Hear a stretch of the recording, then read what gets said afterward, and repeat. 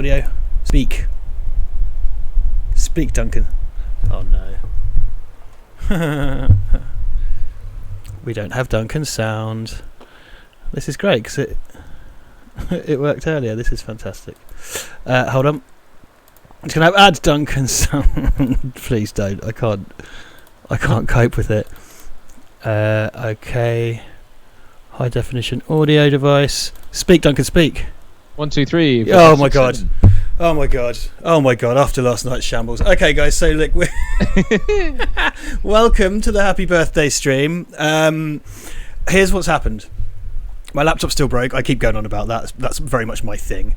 I, in the last half hour, had to open up my computer and check all the cabling because I was using my desktop PC and I moved it upstairs and a cable had lodged into the heatsink of the CPU and it was overheating.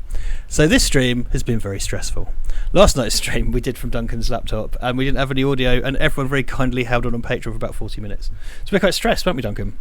We were. It's been a stressful 48 hours in all sorts of ways. Oh yeah, sorry. My computer's a bit broken. Duncan's wife's going to have a child. I can't. I need to create proportion in this. No, situation. I wasn't saying it. No, I just felt like a dick. I felt like a dick. What's aboutism? No, you should have. You what's should about talk abouting.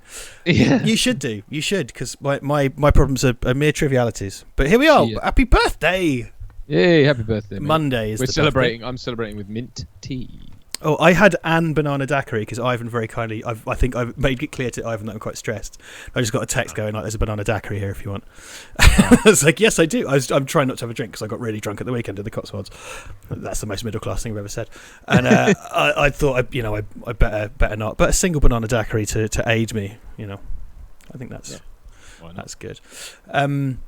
So welcome aboard. So we have a smorgas style board of guests, don't we, Duncan, tonight? We do indeed. Colours. Some people from the executive council of Val Verde. Val Verde. Shall we? We've got a special message from our friends at the Conversation Hat podcast. Shall we throw over to that? Let's do that. Okay, guys. Now a message from our sponsors. Bad news, dude. Val Verde just made it to 4,000 subs on YouTube. Damn. What are we on again? Don't want to talk about it. But what I do want to talk about is how can we use their success to our advantage. We could go on their show again. Nah. They could come on the Conversation Hat again. Yeah. We could appear in a VT for their celebratory live stream. Ooh, what about eating their brains to gain their knowledge? Okay, you work on that idea. I'm going to start an OnlyFans just as a backup. Conversation.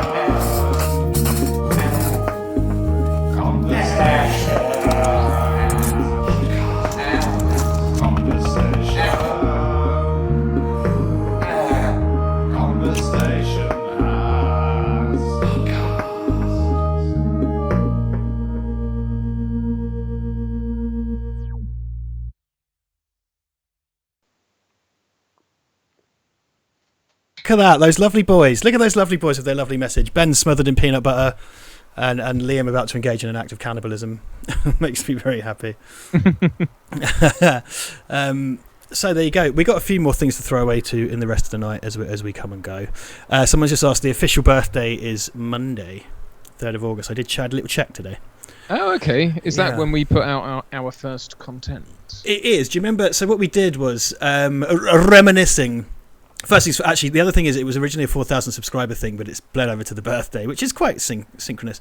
We're at 4,070, so we've gained 70 since then, which is kind of great. We had a bit of a push. So what we did, we went and planned, because Duncan and I had a whole period of planning and consultation. Like we sat in your garden all afternoon trying to come up with a name and stuff. And the name was Duncan's idea, by the way, and I kind of ran with it and did loads of graphic design shit, but the Val Verde came from Duncan, because Duncan's good at naming things. Duncan, you named Fix It in Post as well. I'm sure certain parties would deny that, but you did. Yeah. It's one of your talents. But we conspired, and then we made that little video. Do you remember when we shot our first episodes? We did a little announcement video, and then we had that one where you had the Colombian accent. Yeah. And you're kind of saying like, our first episode will launch on Monday. Oh, that's not Colombian. Our first episode will launch on Monday, the 3rd of August, or something. So that's what I had a little look. So we're now closer to the anniversary than we are the 4,000 subs. So there you go. Happy everybody. Hello everyone and welcome. I don't know how many people have we got. I haven't checked how many people. The Skype keeps doing a thing. I was going to try and ignore it, but it keeps sort of blipping. Blipping? I keep losing every other word from you. It's probably the shitty microphone. Yeah. Hold on, I can change mics. Sorry, guys. I can't wait to get my laptop back. I miss it. We just had a cavalcade of crap over that, like of things just not working. But it's okay. It's all right. That's what life's about. It likes to throw you a curveball every now and again, and that's okay. Well, there you go. Well, I've just switched you to the webcam mic, so I should be a bit more consistent for you. It is Omar Zambon's birthday tomorrow. Happy birthday, Omar. Tomorrow, Barrel to you. Barrel, good sir. Barrel. Oh, whoops! I've just shown everybody who's on my Skype list. Oh, fuck. Shit. Why was it not there before? Okay. Let's just go away. Yeah, so everyone's going to harass all my friends on Skype. That's great. I don't think it shows the Skype IDs. Oh, God. Stop maximising Duncan's face. Yes, I want my laptop back really badly because this is just killing me. I hate this. I hate it so much. I hate it, but I love you, everyone. And Duncan, I could take a leave. You'll be pleased to know that has not alleviated the situation at all. Oh, good. Still getting... Yeah. It wasn't the mic. Oh well. It's just Skype then, yeah. Because okay. I didn't change the mic on the stream. I just changed the mic on Skype. Well, that was great. So, hello everyone, and welcome to our birthing day. The way the format's going to work is that kind of a couple of minutes to every half hour, we're going to just kind of throw up a little interstitial screen so you guys can have a chat, and then we're going to dial in our chums, our celebrity friends. And first 123 people here for the birthday stream. That's very nice. I kind of thought if it's not a movie, wouldn't get as much, but it is. So, do you want to tell everyone about like mucus plugs and stuff? The bloody show. There are various disgusting terms, and indeed, it's the miracle of childbirth, Duncan. Oh God. Well, that's okay. So here's the thing. Here's the thing that everyone says is that they're like, it's not beautiful. It's not true that it's beautiful. It's not really nice. It's like, it's horrible. And it's like, everyone always says it's really beautiful, but it's not. And it's like, I've never heard anyone actually say that. It's like the whole slipping on a banana skin thing. Like, no one's ever done it. It's not true. It's just, there isn't any evidence of this. No one likes pregnancy. I'm going to start saying it to make you wrong. Just go do a whole vlog about it or some shit. It's a tiny person destructively exiting through a vagina. There's no kind of other if you're way. Lucky. Yeah. Sometimes it comes out the belly button or the bum. I watched a documentary once about it was literally about the kind of sex lives of rural people in like post World War II Britain or World War II Britain. So it was like about how there was a kind of, because things weren't really reported and you know birth certificates weren't issued and stuff like that, there was loads of kind of unregistered pregnancies and there was kind of early sort of outbreaks of STIs and stuff among farmhands and things. And there's one young girl who I guess was like 15 when she had a baby, and she'd been knocked up by a farmhand that was moving around the different farms, move around the country for work. And she found out on the day that it was coming out her fanny. Like, she literally thought it was coming out of her belly button until the day it happened. So like when she started getting contractions, the midwife was kind of like, "No, sweetheart," because such was the level of. Does this mean you haven't been doing your perineal massages, my love? Perineal massages. That's Shit. the thing. We'll get the muscles kind of limber, I guess. Yeah, I won't go into detail, but or as they call it in the medical profession, a taint rub. I just need to call out. I am Snorlax has said something. He said something earlier that I need to call out. He said, "My mum almost slipped on a banana skin, almost got a concussion, ended up in hospital." Hang on. You can't almost slip on a banana skin and then follow through with all the other stuff. Fuck. She either did or she didn't. I slipped on a banana skin when I was on crutches. Outside, I was with my friend Marta. I'm really not just fucking. I was with my friend Marta coming out of Sainsbury's across the road when I was on crutches, and I slipped on some brown mush, and I put my hand in the brown mush. And firstly, like my heart jumped into my throat because I could have. My leg was healing in a very bad way. There's no punchline. This is what happened.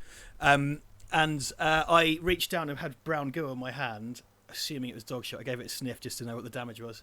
And it was very brown banana skin. I mean, it was very mushed, Yeah. So, I'm not debunking you. I'm just saying. That's just anecdotal information. I demand a survey. Did you get a crime number? Was it really? Yeah. I want to come back to this. Yeah. I want to come back to this. This almost slipping on a banana. Almost slipping on a banana skin, almost getting a concussion, and almost going to hospital. That's like me saying I almost left the house today and got hit by a bus and went to hospital and died. No. Almost got a concussion, ended up in hospital. So the hospital part is verifiable. Oh, okay. Yeah. But then how could that have started with almost slipping on it? That implies she didn't. She did slip, says I'm Snorlax. I am Snorlax has cancelled their Patreon. There you go. Also, I am Snorlax pointed out earlier. I'm Snorlax, very loyal Val Verdean, by the way. Yeah. Pointed out earlier that there's a website that sells branded. Guess what? Branded what? What? Barrels. I can't hear you. What? Say it again. You can't hear me at all. I can hear you, but I keep losing words. So if it falls on a word that's important to the sentence, I lose it. Branded barrels. Branded barrels. Can I hang up and call you back? Would that be awful? I think it'll work. Be fine. Do it. You sure? Sorry, everyone. This is just doing my nut. One sec. Right. There you go. Now Duncan's gone. I'm not going to let him go back in. No, that bollocks. Okay. He's back. Sorry, guys. He's back. That's a shame. All right. How you doing? Oh, you heard that then, did you? Yeah. Duncan, you... Val Verde branded barrels. Oh. Your dad's in the room, Mr. Casey. Hey, Dad. Mr. Casey, the senior, is in the room. He is. That's better, by the way. I can hear you now. Oh, good. Fantastic. Yeah, Can we do a quick roll call of people? Roel Cuel. Roel Cuel. Right. At the top, alphabetically winning is Adrian Mendoza. Boeing 615, Brian Shields, Colin McLean, Dan Spencer, David Bobson, Dijon Coleman Music, Doug Wanacott, Funkster Brother UK just pinged into my list. I am Snorlax, Ian McGar, Irish Paul, John Doe, Josh 72456, Kurt Coffeeman, Madcap Productions, Mr. HEC 381991, Nathan Olderink, Philip Casey, Phil Rob 1978, Ryan Swayze 88, SW Studio Productions, Sam Montgomery, Stan Wilkson, Steve Allen. Kids like foghorns, don't they, these days? That's what I heard. Air horns they like.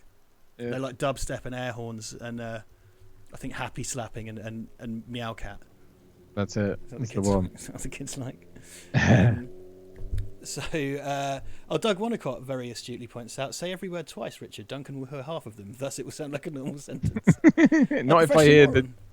Sorry, professional moron, get your shout out. Pardon me. Sorry, professional moron. I have something I need to raise that actually I've been remiss. So I was supposed to put this in the description, but what I'm going to do is probably do a... never liked Richard.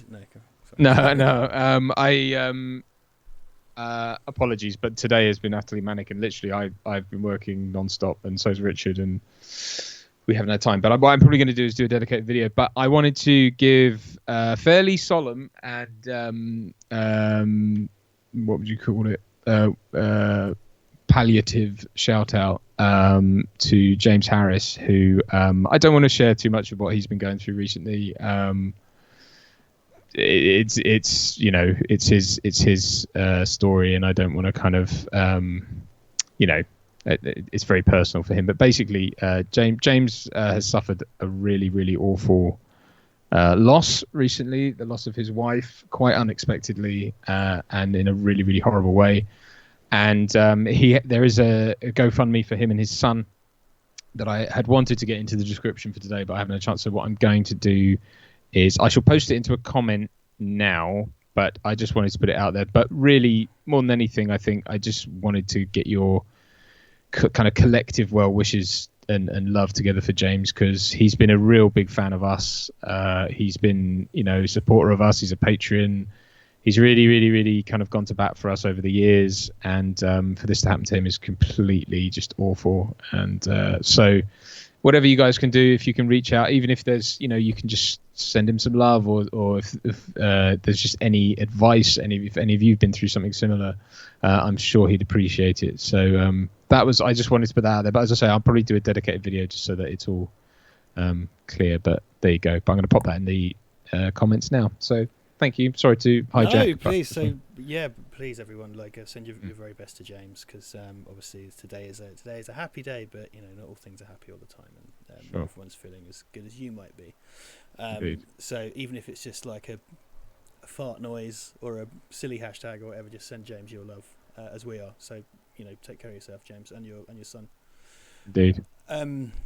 It won't all be that solemn. We are insensitive man-children, and it will descend shortly into the normal brand of nonsense, but we are capable of a bit of solemnity from time to time. That's it. And because of to draw some small humour from the preceding moments, of course the chat is a minute or two behind, owing to the delay that occurs naturally on YouTube. So for us to suddenly change gear into humour whilst the well-wishing comments are emerging would be very distasteful. So we must sit and just allow that to sort of wash over everybody before we start going like, ha ha, isn't it funny that people have anuses, or whatever nonsense that we do. I mean, that does sound like us, doesn't it? Yeah. Sounds like the kind of thing we would do. Well, a couple of shout outs. We've got Rafael is here in the room, and I saw Carl Goddard as well, Stan Wilkes, who I just shouted out, Ryan Ricardo. You all, we love seeing the same names every week, because you make this what it is. You do. Oh, another thing to bring the tone down again. Dan Lyles. We need to give Dan Lyles a shout out before he is in hospital currently with the. He would appear to be negative for corona, which is excellent news. But he's had some respiratory trouble. So big shout outs to Dan. Dan creates amazing artwork, and if you do want something done, I mean,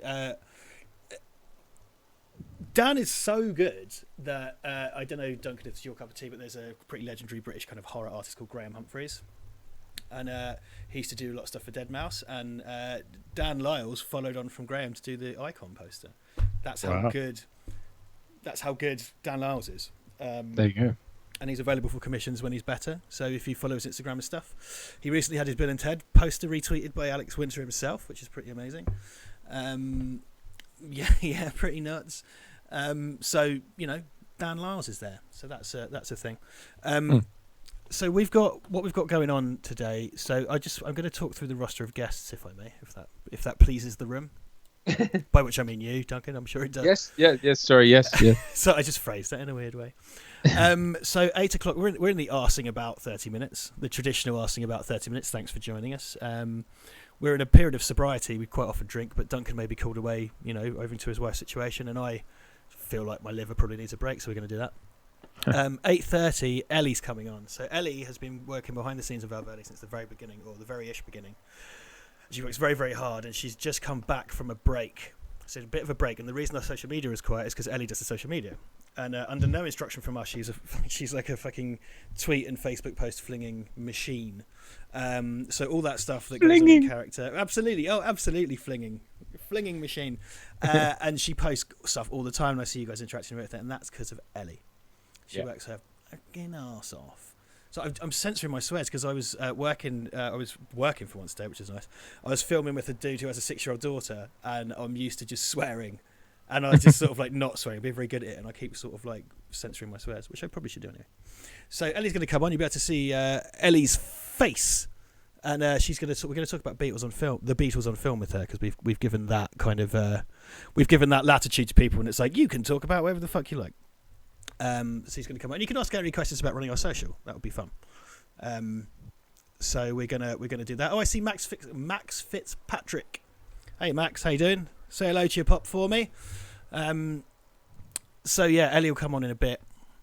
I think your volume needs turning up. People are saying this mic. It's as loud as it goes. I'm just gonna hold it close to my face because I can't even peek it.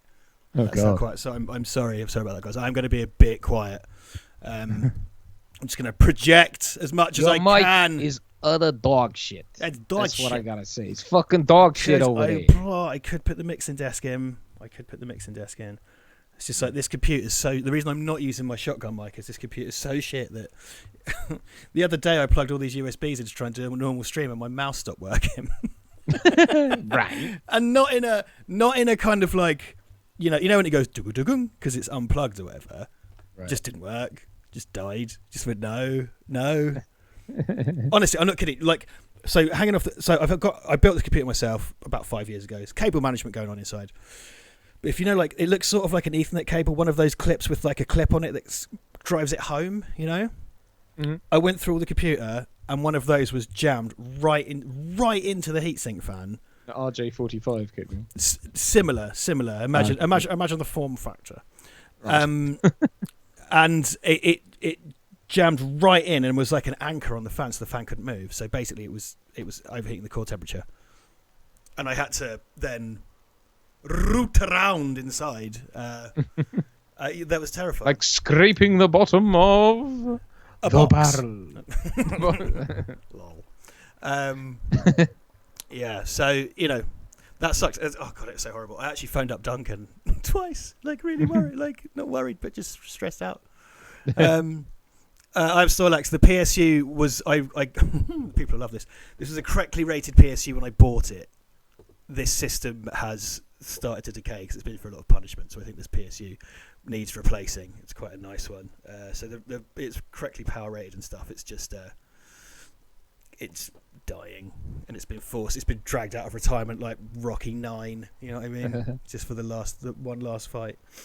Doug Wanacott asked if I put the link in. I did put it in the chat, but I'll just put it in again, just so you know. And Hail to the Starscream says, so Rich had a ... dead mouse, which I believe the name of the production company who made it. There you go. Who is Hail to the Starscream then? Who's Hail to Starscream? Yeah, who's that?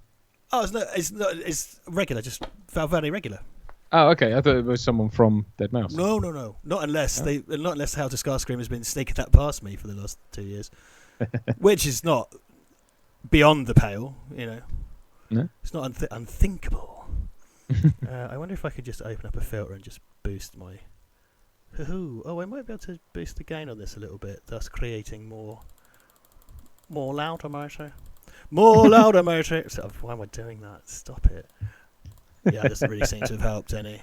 So how are you all?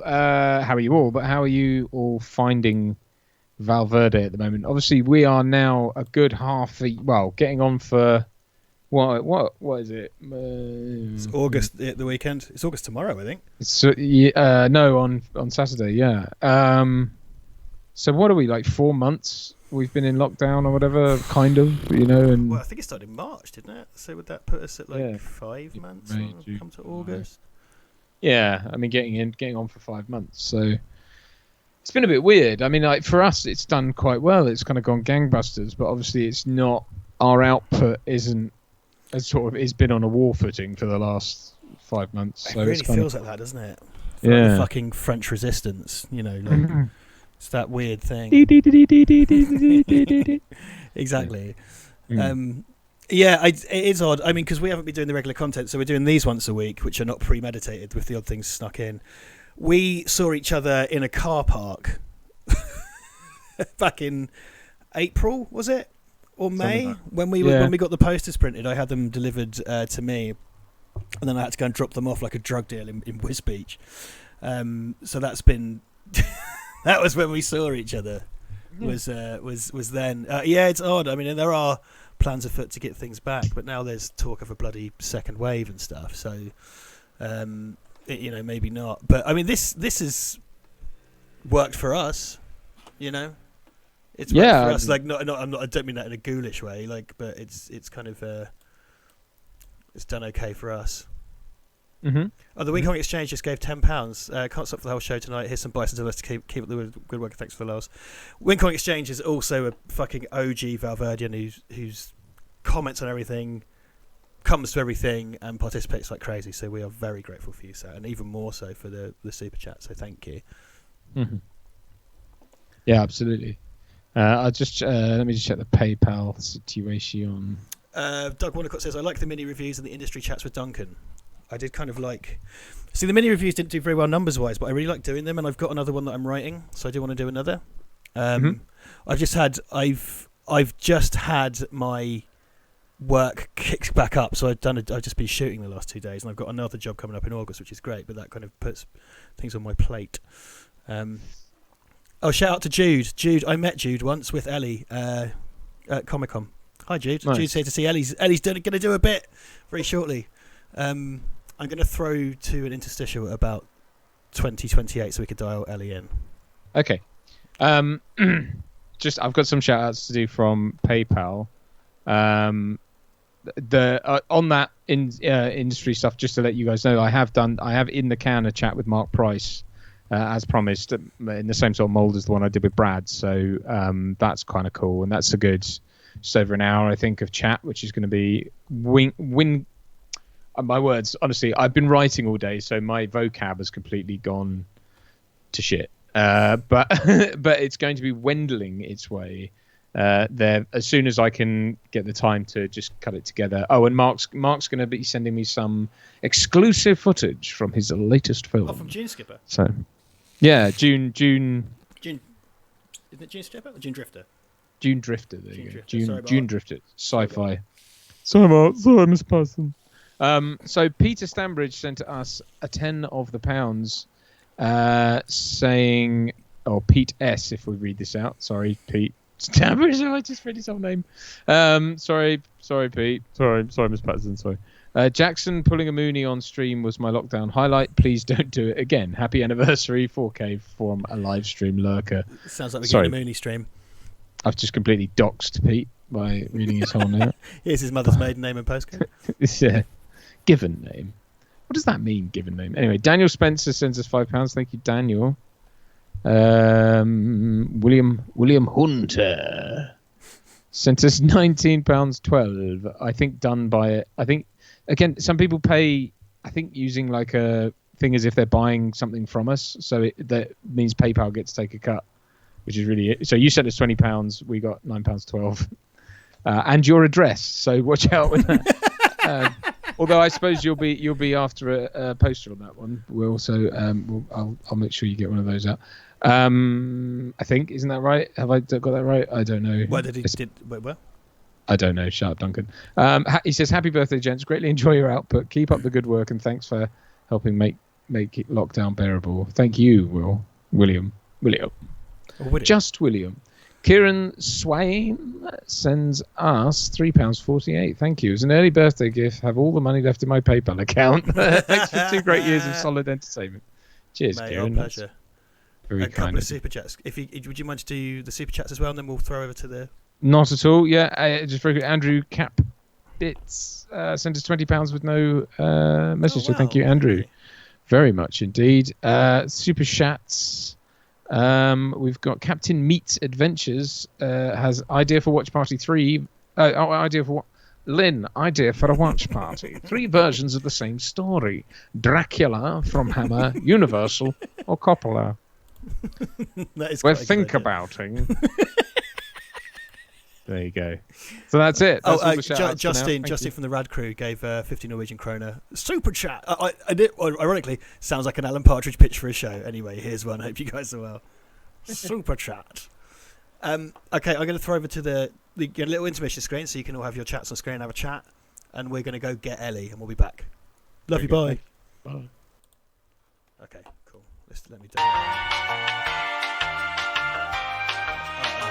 Put it in your back pocket. Right, here comes Ellie.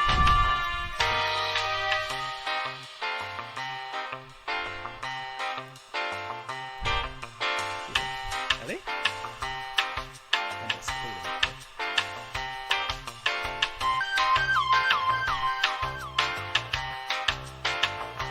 Your screen is low resi. Oh, Ellie joined. Can't hear her.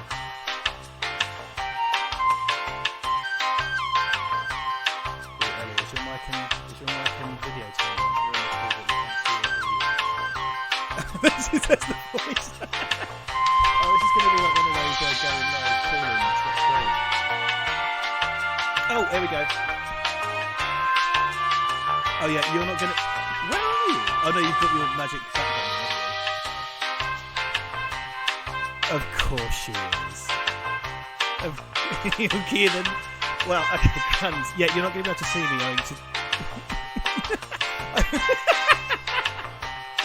I was so convinced, Duncan.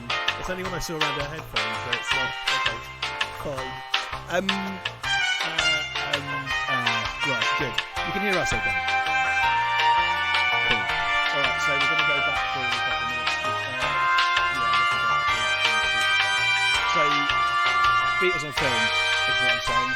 So is that okay as a topic? I think you'd be able to talk around that all day. So we'll come off in about 28 minutes. It's only 2 minutes to go at Angelo. So I might have to put the hammer down and get about 2 minutes to go. You ready? Yeah, you're going to be fine, don't worry, it's going to be great. You're in safe? Yeah, fantastic. Don't worry. Alright, here we go. Look at this! We've got Ellie. My face is floating. Oh, bollocks, my face is floating around. You crack on, I need to resize my window.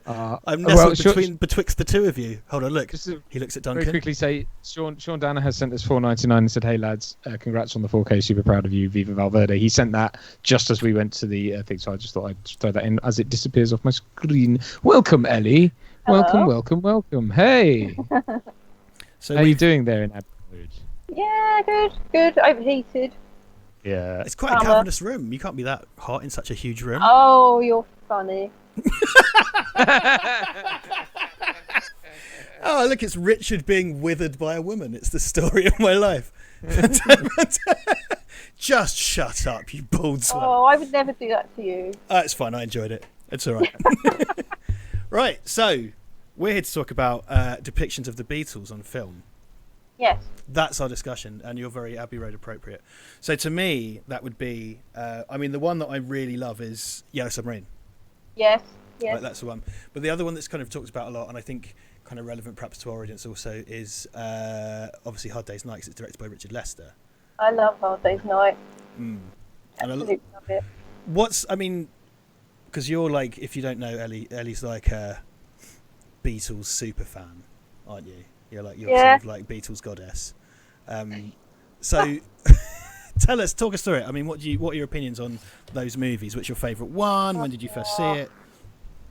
Hard Day's Night has always been my favourite. It was I saw that and Help in '92 when ITV they put together a load of Beatles programmes on because it was Paul's 50th. So they did a load of stuff. Hard Day's Night was one of them, and I just love that film. I love that 60s film. So you were like 9, right? Like surely. I was 9 years old. Yeah. So like me and Duncan are all about like watching people have their dicks blown off on RoboCop, but you're like, no, I was watching the wholesome adventures of the Beatles, not like castration. And I'd have been robots. too scared by things like that at 9. But you're a ghoul now, though, aren't you? Oh yeah, macabre. Yeah, I am. Murder things, ghost things. I'm strange. Yeah, ghoulishness. That's totally fine. I kind of know you as a League of Gentlemen fan. That's a particularly ghoulish.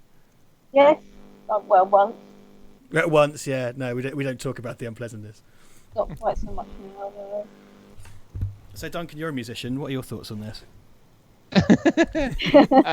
I have a lot of love for the Beatles. I must confess I've not really seen any of those films, but I know. So, but someone's quitting tomorrow. Yeah. Free.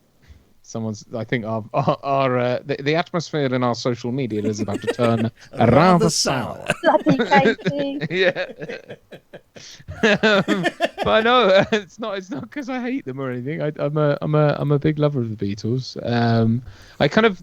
They were like something like growing up. It was like that thing you were supposed to like, so I guess I didn't out of some sort of contrarian teenager. I guess.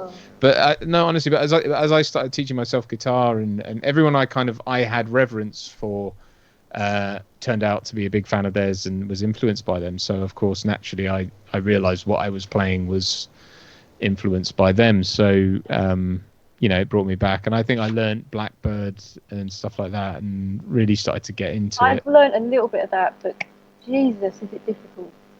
It's not so much the complexity, it's the fact that you've got to jump all over the fretboard like Well, I've got stupid little hands, so you can imagine me trying to play guitar. It's a nightmare. I've got like kind of weird, I don't know what you'd call them, like frying pan hands, because my hands are big enough, but I'm too much palm. I need to be more. Welcome to the hand metaphor hour. My hands are like they were when I was a kid. They haven't changed. Oh, okay. They're tiny.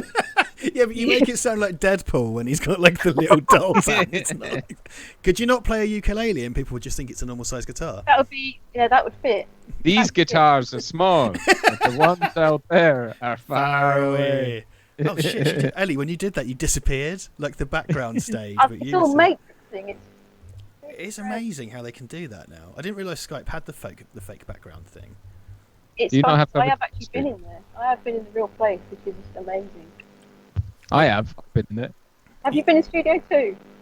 I popped my head in because I was in there for an audition for Silent Witness, I think, years and years and years ago. I don't know why it was at Abbey Road, but I was like, this is cool. So I went in just in an office.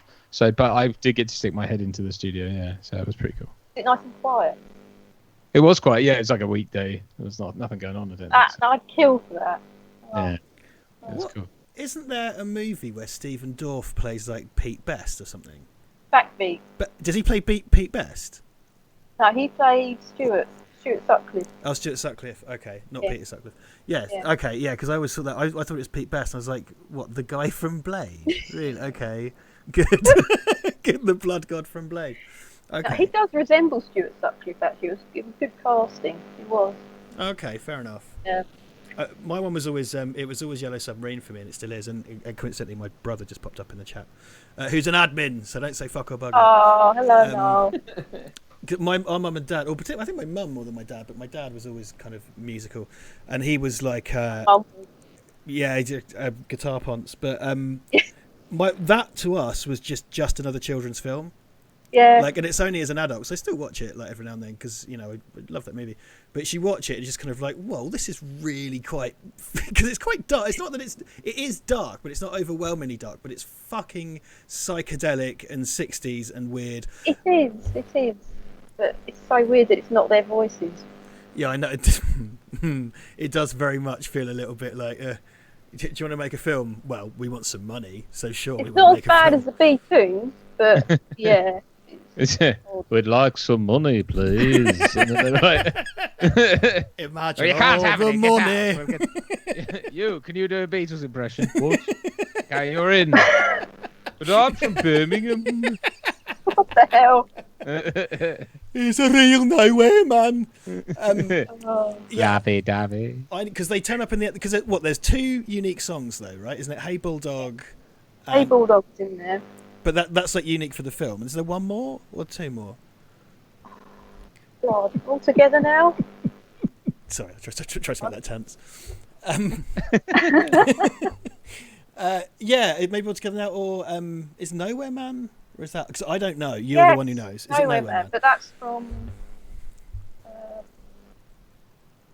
Another Soul or Revolver, I think. Okay, yeah, I'm way out of my depth in terms of is that, but it's kind of like, and they do the bit at the end where it's like I found a hole and stuff, but that's kind of because as a kid I had no idea, and that really was the Beatles for me for the longest time as well.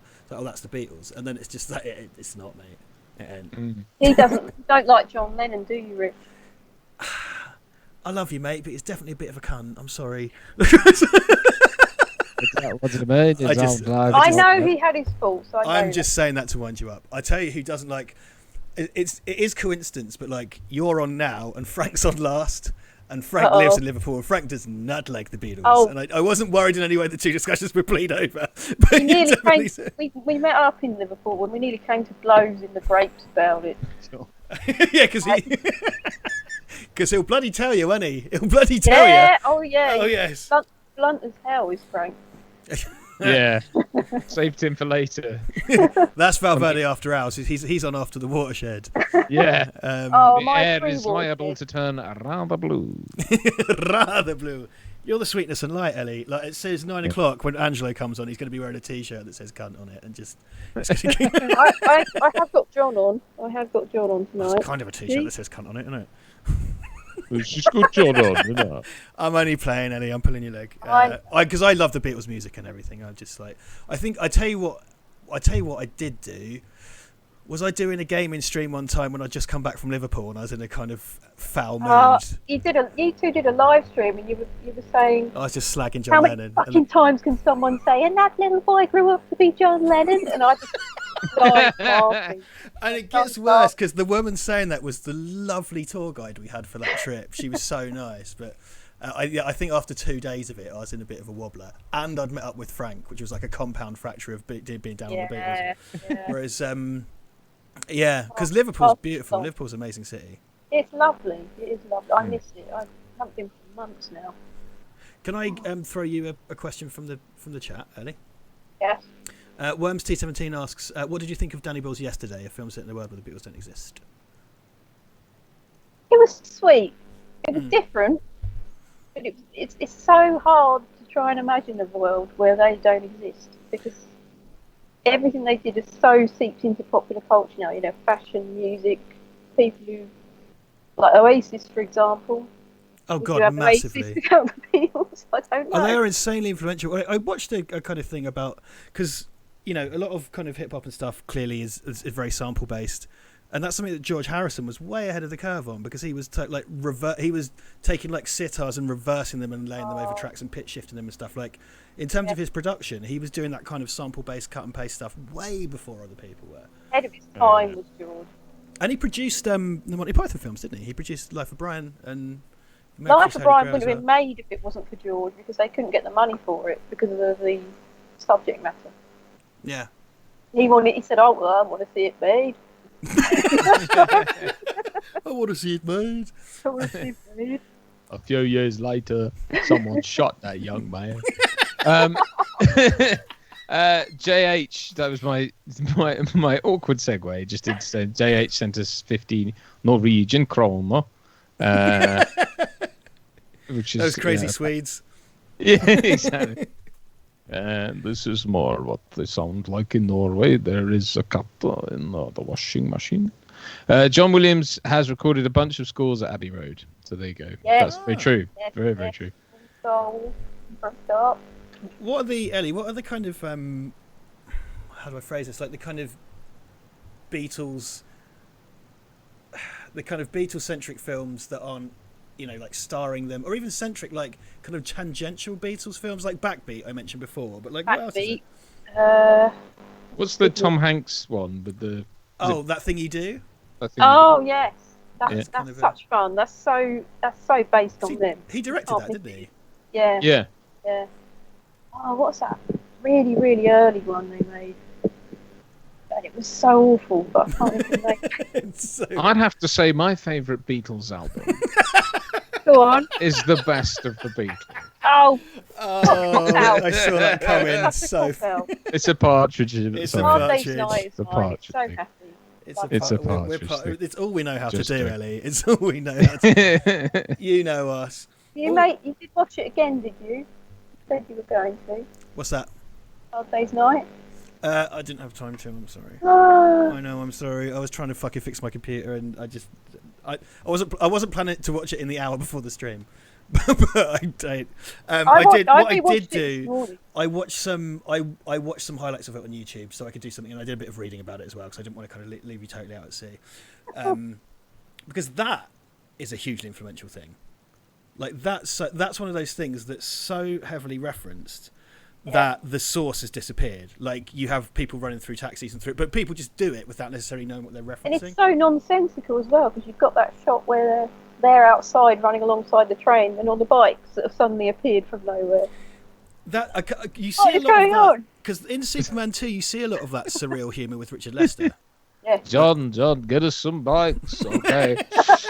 I love that because Anne Widdecombe was a lifelong Beatles fan, but not personally. But she left. She's a British politician, if you're wondering, if you don't know. She was a Beatles fan forever and ever and ever. and she cancelled her Beatles fan club membership when she found out quite recently, comparatively, that they'd been taking drugs.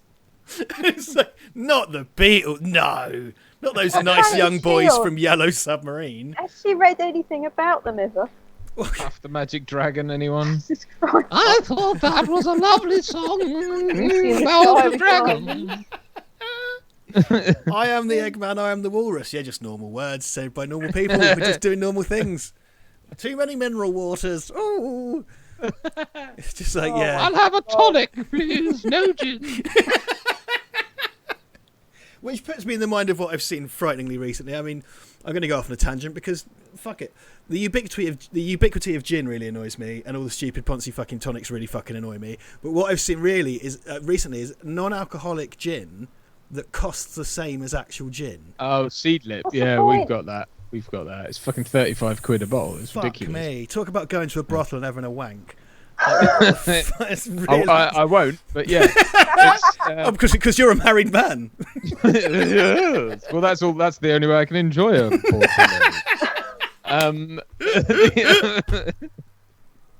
Don't into a condom, so there's no contact.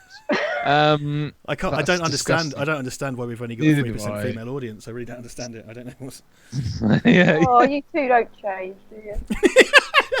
Ellie's, Oh. there is a delightful note of resignation in that, Eleanor. I really. No, it's like when we met last Christmas and I was just pissing myself because it was like watching a video live, being with you two live. What a purgatorial nightmare that must have been. No! At least there were chips. Crazy.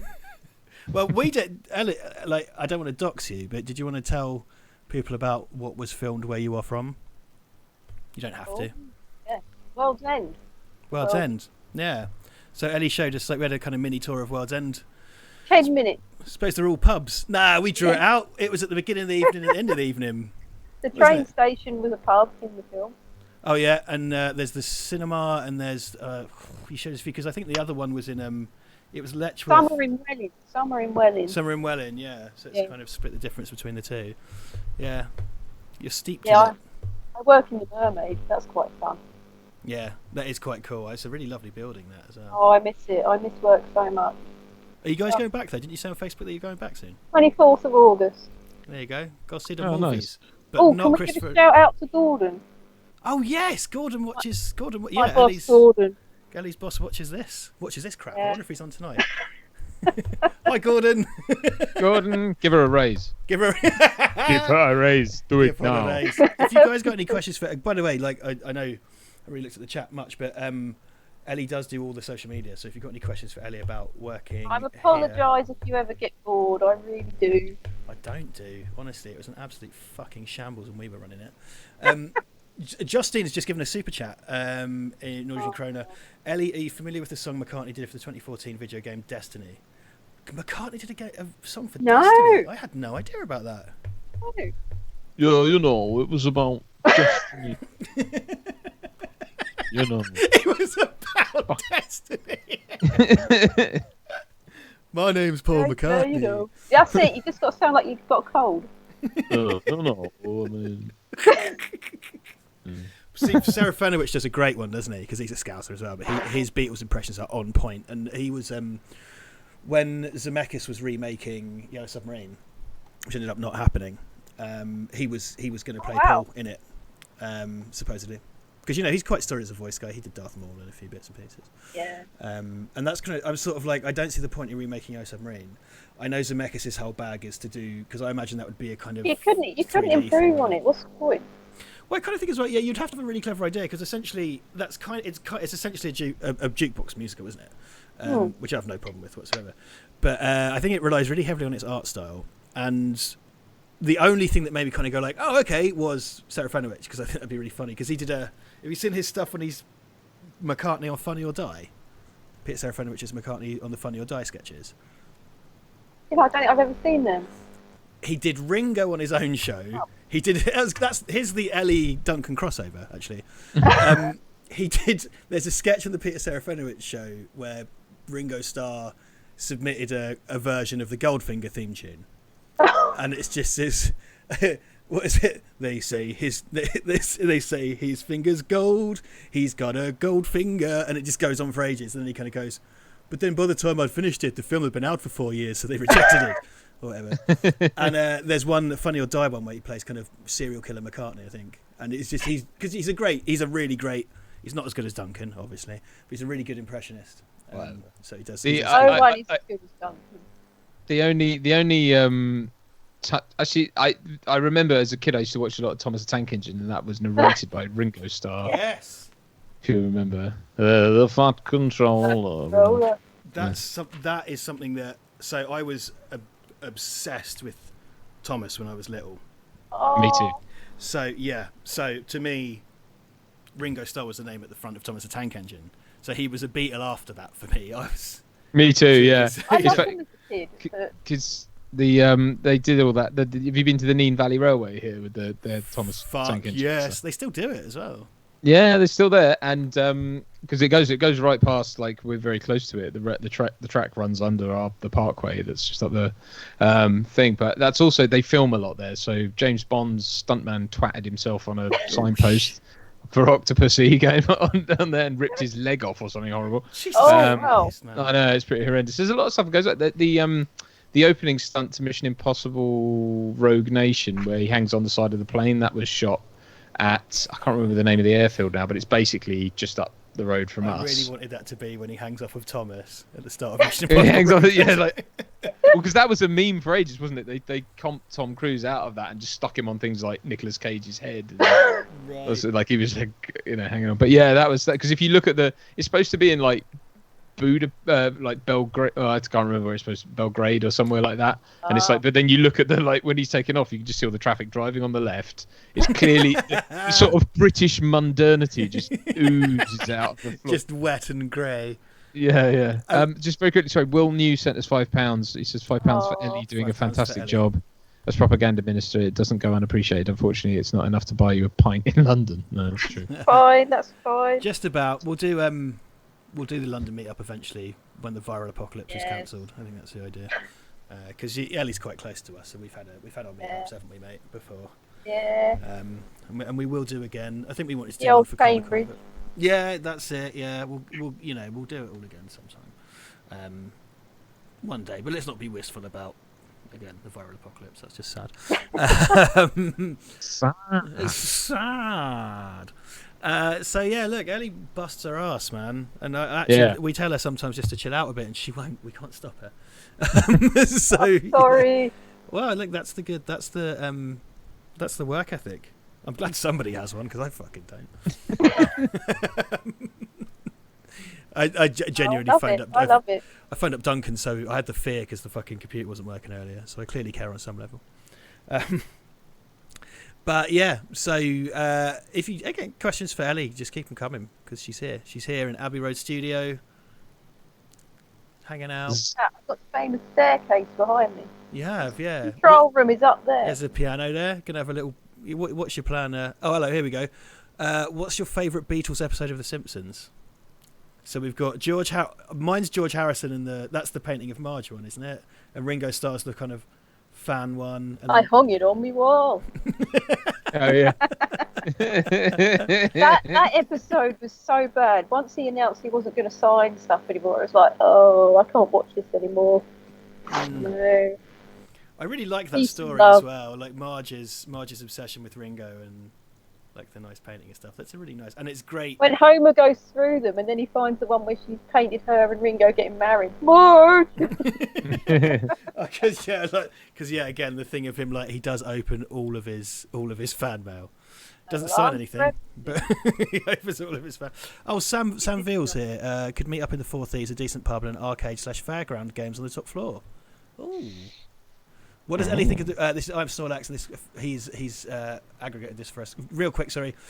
Sean Northridge says, "Glory to the propaganda minister, glory to Val Verde," and gives €10. I'm Snorlax has rounded this up for everybody on our behalf because we're not paying attention, I suppose. Thank you, I'm Snorlax. A few people asking in the chat, what does Ellie think of the Beatles' attempt to make a Lord of the Rings movie? I remember reading about this, and I just can't imagine it. Because didn't they go through like a bunch of... They went through like a bunch of potential voices for that, I think. and then they ended up kind of.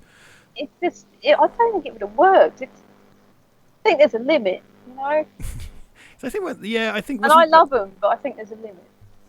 I think that feels just like stunt casting to me as well. It's just like let's just have them for the sake of having them, and because they certainly couldn't be fucked to do their own animated movie. That's for sure. You know, that's the irony. Once they saw the finished product, they were gutted that they didn't do the voices. Yeah, I don't, because that's why they filmed that last section, right? Because they wanted to. They were amazed at how good it was, and it was like, I think we fucked up here, boys. That's how they sound. You should not pass, you know. Perfect, flawless Beatles impressions. We're nailing it tonight. You can do it. I can't. I just sort of go like, let's all go down to the mines of that's money. pretty good, actually. He can do it. Is it? He can bloody do it. There you go, Ringo. Is that Ringo? Or... That sounds quite Georgie. What? George. Say that again? George-esque. Oh, George. Okay. I thought you said Geordie. I was like, oh. Georgie, yeah. George-esque. We're coming down to play some. He's a real nowhere man, living in a Blackboard nowhere singing in the dead of night. Which then is just Sting. Take these sunken eyes and learn to see. Which character would each of the Beatles be if the Lord of the Rings movie went ahead? Say again? Which character would each of the Beatles be if the Lord of the Rings movie went ahead? Oh. Hobbits, I think. I could do that easy because I think they're all the same, all the Hobbits. So Bilbo, Sammo, Trunchbull, and Hairy Feet. I think Paul would be Frodo.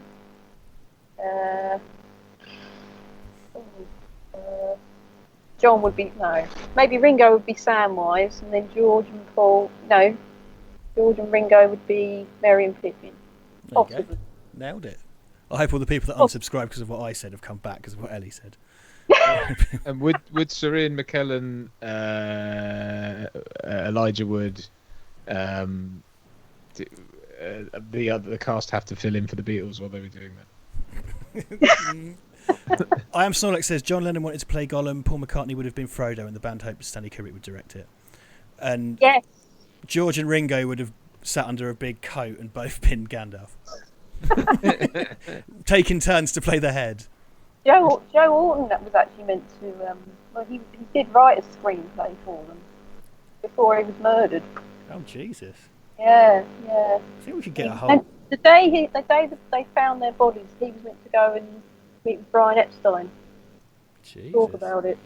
Sean Northridge early says we're gonna have to head off in a minute, mate. I'm afraid, but a couple of questions. Okay. Well, Sean says, "If never listened to the Beatles, where should I start?" Sean Northridge. The best of the Beatles. Sorry. Either Paint It Black. You could listen. No, that's not the. Live and let die. What's that? You could listen to the Red album or the Blue album, or so I would start from Please Please Me. Start from the beginning. If you listen to the Red and the Blue album at the same time, does that make the Purple album? Mate, your ears bleed. Sorry, you're gonna punch me right in the fucking face, aren't you? No, Please Please Me. How do you go about setting up the social end of Val Verde? Says Worms. Oh. Don't know. I just post prep and hopefully people. You just went for it. I didn't give you any guidance at all, did I? I started off doing all the kind of communist shit for about a week, and then you just run off and like the Telegram type, style. Yeah, but everything since then has just been you. I just sort of went, please do this, and you've just done it ever since. Mate, I remember your tweet saying that you were stressed, so I said, I'll do it. I don't mind. God, that sounds about right. We've got to wrap up, mate. I'm so sorry. We're running over a wee bit, so I'm so sorry. Thank you so much for coming on. We just wanted everyone to see you and give you the appreciation you deserve because you are amazing and you do so much for us. And sorry for being sarcastic. Welcome. I'm a sarcastic dick and you deserve better. So you're awesome. Thank you so much. You both are very welcome. Thanks, Ellie. She's a machine. So, cheers, mate. Thanks for coming. We're going to cut away for a little bit and we're going to summon an Angelo for you. So let's talk among yourselves. Mate, that was great. That was fucking great. Oh, you did so well. You kept it totally cool. You were very cool. Oh, mate. You're all right. You did great, man. That was really good. You did really good. Man, we're up against it. I'm so sorry to do this, but are you able to hang up so I can tell Angelo? It feels like, yeah, cheers, mate. Bye. We don't. Cheers, Ellie. Look after yourself.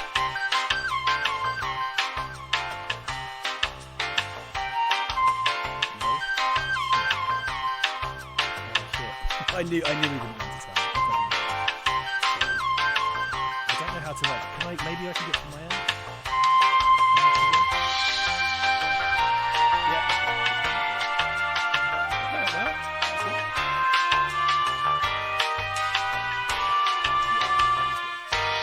Well, numbers consistent. 148 per time.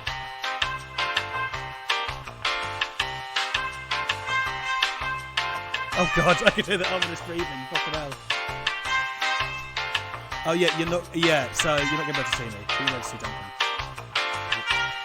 Oh, fuck. Could you turn the video on? This Ellie started that, which is well.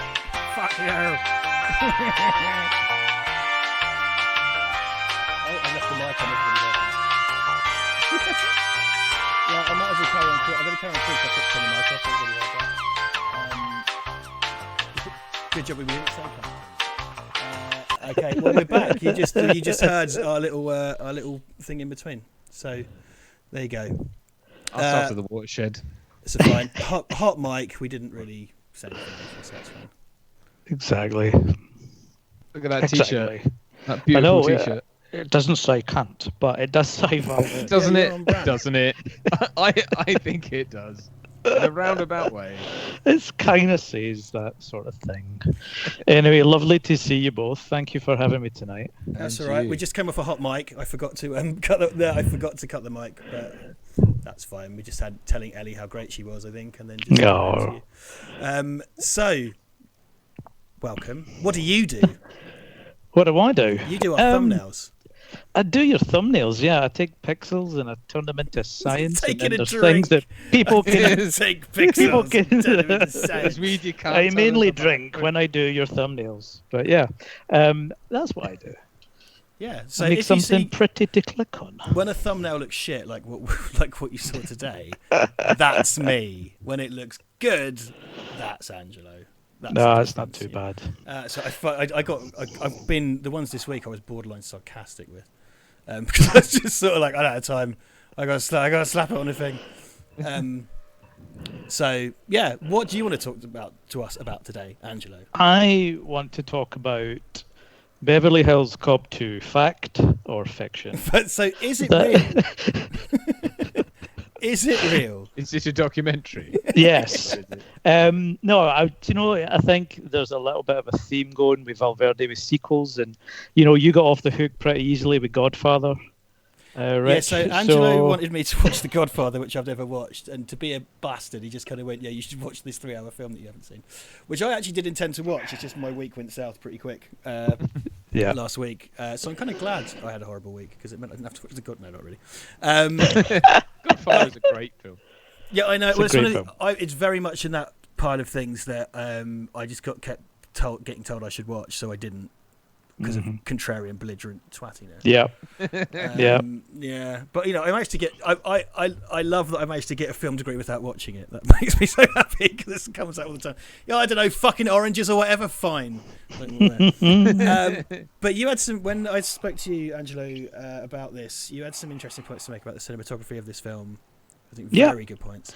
Yeah, I mean, look, I think Tony Scott's fantastic director, and a lot of people I think would probably be aghast for me to suggest that I think Beverly Hills Cop 2 is a better movie than Beverly Hills Cop. I think that's going to upset a few people if I say that sort of thing, but I think you've got a really there's the same sort of formula there with a lot of sequels, where basically what's happened is that they've established all the characters, they've established the world, and then in the second film they really get the chance to have some fun.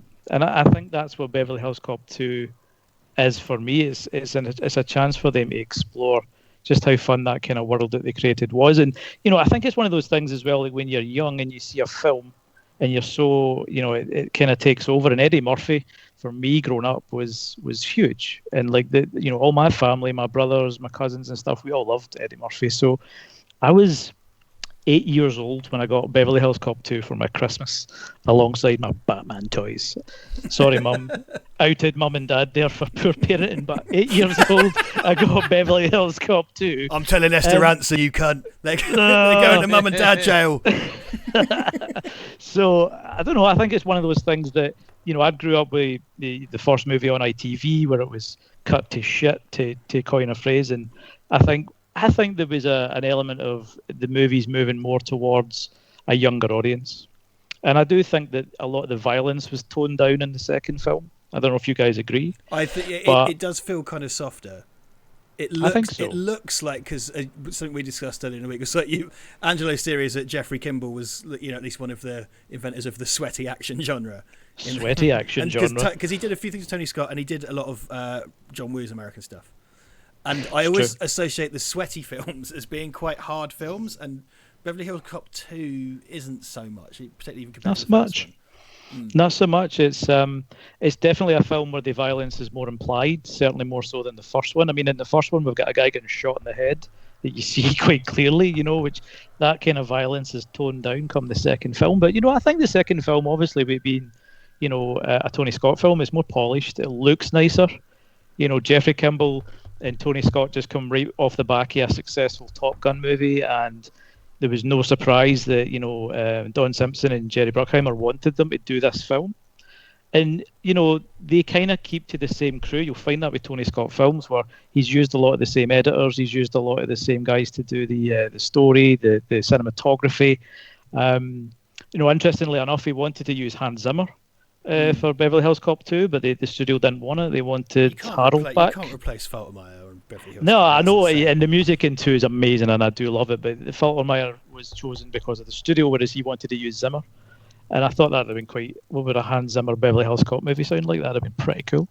But I think what was interesting was that, he was looking for an opportunity to work with Eddie Murphy, and this was the vehicle for that. And so they came right off of Top Gun, where it was amazing. And I like it or love it. Like, the critics back in the day didn't really like Beverly Hills Cop 2. They thought it didn't have anything new to say, which I was kind of surprised about, because, when we compare it to sequels now, I think Beverly Hills Cop 2 is actually a pretty good sequel. I mean, I don't know. What's your take on it, Richard and Duncan? I mean, I haven't heard that yet. What do you think about the film? I'd probably go 1, 2, 3 if I was going to organise them. I mean, would you put 2 into the first one? I think I would, in terms of, like, it's kind of more for, like, you and I have talked about this before, in terms of Return of the Jedi, Empire Strikes Back. I can acknowledge that Empire Strikes Back is a better film, but in terms of the one I want to watch more often is Return of the Jedi. Just like, yeah, I feel that. And I think it's the same with Beverly Hills Cop 2. I want to watch Beverly Hills Cop 2. It's fun. It's really fun, and it's got a lot of good humour in it, good action set pieces and stuff. And I don't know. I just gravitate towards the second one more than the first. Duncan, what about you? I'm going to do what people who don't really watch James Bond movies do to me and say... What kind of people? Which people specifically? Which ones? Sorry. I don't know what he just said. He just comes out as belligerent crap all the time. Sorry, Angelo. Happy birthday to you. Sorry, I the first one is the one I've seen the most. I have seen the third one's the one at the fairground. Is that right? Yes. So the second one is the kind of probably... I'm the annoying guy who's like... Is that the one where Blofeld loses a shoe and James Bond is a clown? Or whatever? You know what I mean? It's like that. I'm sorry. No, the second one is the...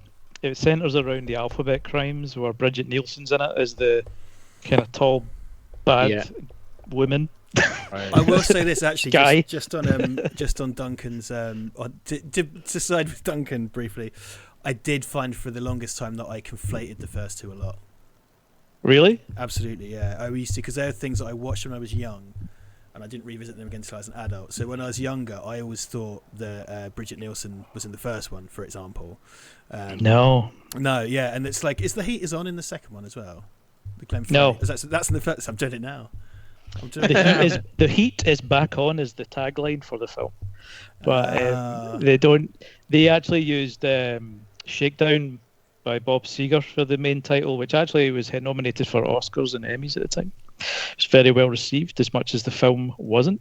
Still a box office smash, but critics didn't think it had a lot to say. Interesting story, Bridget Nielsen was sleeping with Tony Scott. Ooh. Oh, shit. Woo. Oh, wow. Didn't see that one coming, did you? Made her way around Hollywood. I'm going to say lucky Tony Scott, like prime Bridget Nielsen. That's I know. Eating for breakfast. Yeah, she's like a big, sexy, frightening statue. It's very confusing to fancy Bridget Nielsen. The thing is that her and Dolph, because her and Dolph Lundgren were a thing, right? Weren't they? Or weren't they during Rocky? Or were they? I thought it was Stallone. It was her and Stallone. It was a thing. Oh, it was her. Yeah. Oh no, because he was with Grace Jones, wasn't he? Yeah. Yes. Because Bridget Nielsen, other big scary lady. Bridget Nielsen and Dolph Lundgren looked like they both came from the same Nazi cloning experiment. It's like if there was a successful boys from Brazil, you would get they're like the Aryan super people. True, very true. It's absolute specimens, the pair of them. She looks like the big Nazi tits woman in the Returns. Oh yeah, Dark Knight Returns. Yeah, with the flat top kind of. Because she's still sporting that look in Rocky 4. It was really nice to see her back. Sorry to go off topic, but I really like seeing her back in Rocky 4 too, but Creed as it was called in Britain. But like that, even though it was brief, that kind of stuff. Because I think that's probably a career best performance from Dolph Lundgren as well, because he has to do all the kind of broken home, ruined family shit in that movie. And again, don't want to kind of take it off, too far off topic. But I think she's a great presence in this movie. Definitely, just kind of her sexy, scary statue vibes and stuff. And she's a good foil to Murphy. She is, and the scenes that they've got together, they're very well done. And Jürgen Prochnow, the guy that plays the bad guy in this, he didn't really have a lot to do, but for what he did, it was fairly interesting. But again, that was it was Dennis Hopper that was approached for that originally, but Dennis Hopper turned it down. He wasn't really interested in doing it. But I mean, if that's the thing, it's like even Eddie Murphy didn't want to do it. They wanted to do a TV series after the first one, but he wasn't interested in doing TV, so they say, well, how about we give you $8 million? And they went, done, cool, let's do it. So that's kind of what it took to get it going in the first place. But did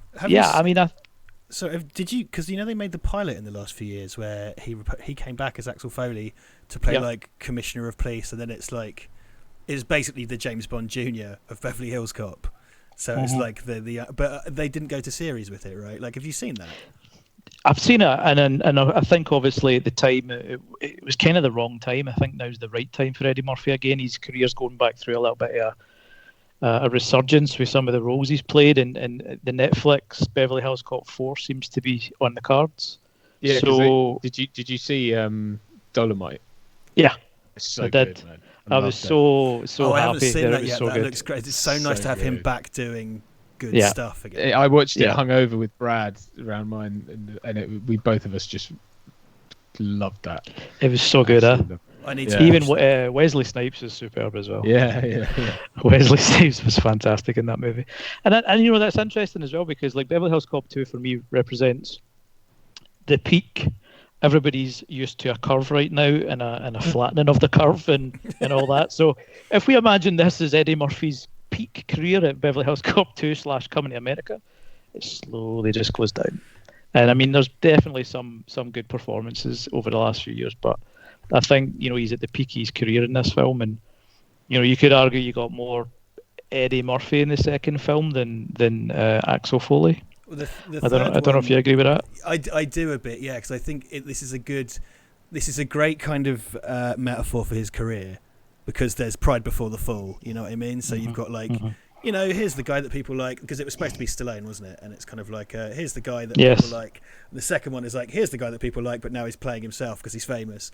And then the third one is because John Landis directed the third one, which is madness. Oh, it's madness. And it's a terrible film. It's got like George Lucas in it and stuff, and like it. It's just the best part. And the Cylon as well, and the microwave gun, and it's like that one feels so sanitized and so kind of by the time it's like muted. It's muted precisely, and it looks.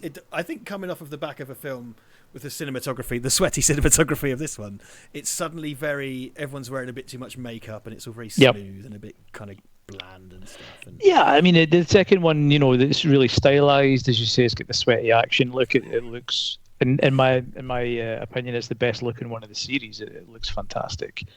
And just as it's funny you just mentioned Stallone there, because I was reading into that a little bit, and it's he had said if I had directed or if I had managed to do Beverly Hills Cop to start where it looked like Saving Private Ryan, you're just like, shit, what the fuck was he cooking up?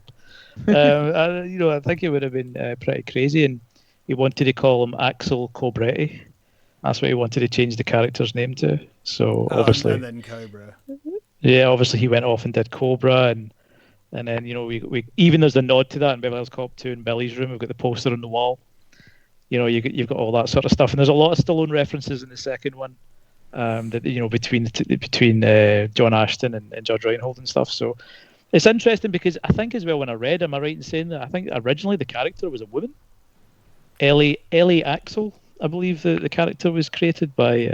Oh really? By the guy, yeah, I think it was supposed to be a woman initially, and then it got changed, and Stallone came on board, and Mickey Rourke was hired all but hired to play Axel Foley originally in the first one, and then that didn't happen, and then Stallone came on board, and then he, for whatever he wanted to do, he had some mad ideas that they were like, we've got like 14 million, dude, calm down, so we're not going to make this film. So that didn't really happen, and I think that was when I guess they were kind of thinking about, well, who can we get? And Eddie Murphy was hot shit at the time, right? I mean, he was coming off of some amazing stand-up that he'd done, and then obviously a couple of movies as well, which were pretty well received. So I don't think anybody expected this to become a thing. Nobody's seen the 300 million movie that on a 14 million budget. Do you know what I mean? So I think they had lightning in a bottle in the first one, certainly, and do you know, again, to come back to my opinion, is I think they still managed to do themselves proud in the second one. I do think that the second one does actually have some more to say, because again, might be controversial, but people call it a remake of the first one, but some of the best sequels are better versions, dare I say it, of the first movies. Sorry, I'm just having to moderate someone being racist in the chat. Carry on. Oh, cool. Oh, what? Right. So I just had to type. Ban hammer. Yeah, mate. He's get banned if he does it again. Sorry. Yeah, no, I get you on that. Yeah, I think, and it's not to try and steer the conversation away from a film I don't know too well, but that happens a lot in that people like a lot of the sequels that people hold in high regard are. They're sly remakes. Like obviously James Cameron did it with Aliens and Terminator 2, and it's like those are still, if they are like Terminator 2 is pretty much a beat for beat remake of the first one, just with role reversal and more money. Yep. It's like and like Aliens on the face of it, all right, it looks like he made a war movie, but it's like but the same thing happens. Yep. Like, the same thing does happen, just more and bigger. You know what I mean? It's like, definitely. Because that was the thing for the longest time, wasn't it? People always used to say, sequels are never as good as the first one because they just, they've run out of ideas. I mean, Jaws 2 is the classic example, wasn't it? Where it's like, it's the same thing happens again and it's boring and blah, blah.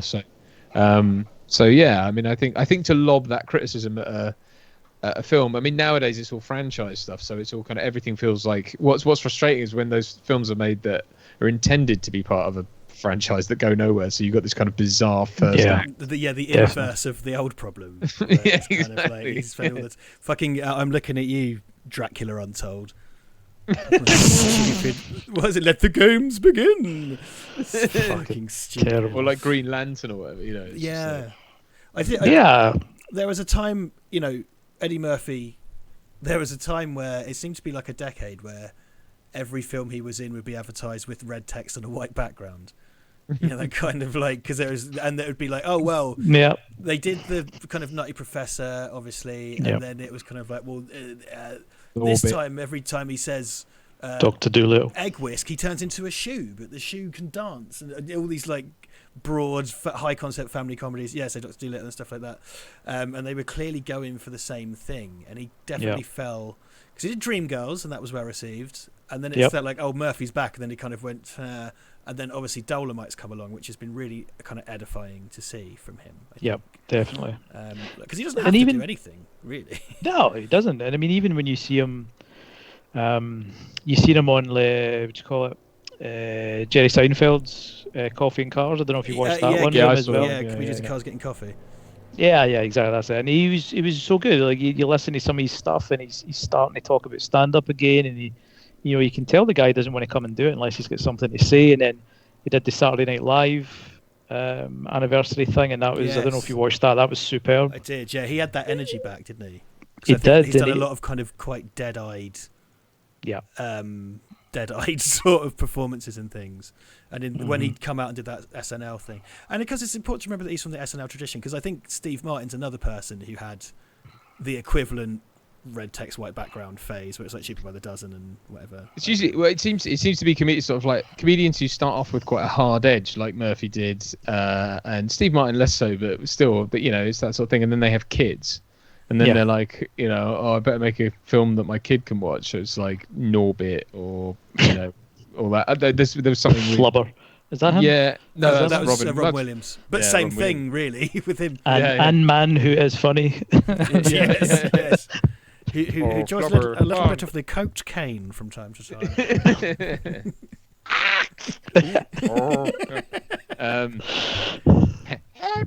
Did you hear that Anne Widdecombe left the Robin Williams fan club? No, not really. Speaking of which, wristwatch. Oh yeah, you do some chat? Horology. I'm going to just chill out do for a some bit. horology chat because I don't know, because that's something I have in common with you that I do know about. Yeah, definitely. Are you black baying today? I'm not. I'm naked today. Oh. Naked? I've got nothing. What you have got is a tan line where the watch is missing. Have I still got a tan line? Jesus, little bit, okay, yeah. cool. That's lasted. My AD called me actually today, and they had. I thought they were going to offer me a Black Bay 58, but they did, but it was a blue one, and I was like, I thought about it, but no, I was like, no, I don't. But yeah, no. There you go. That's I still prefer the black one. Yeah, me too.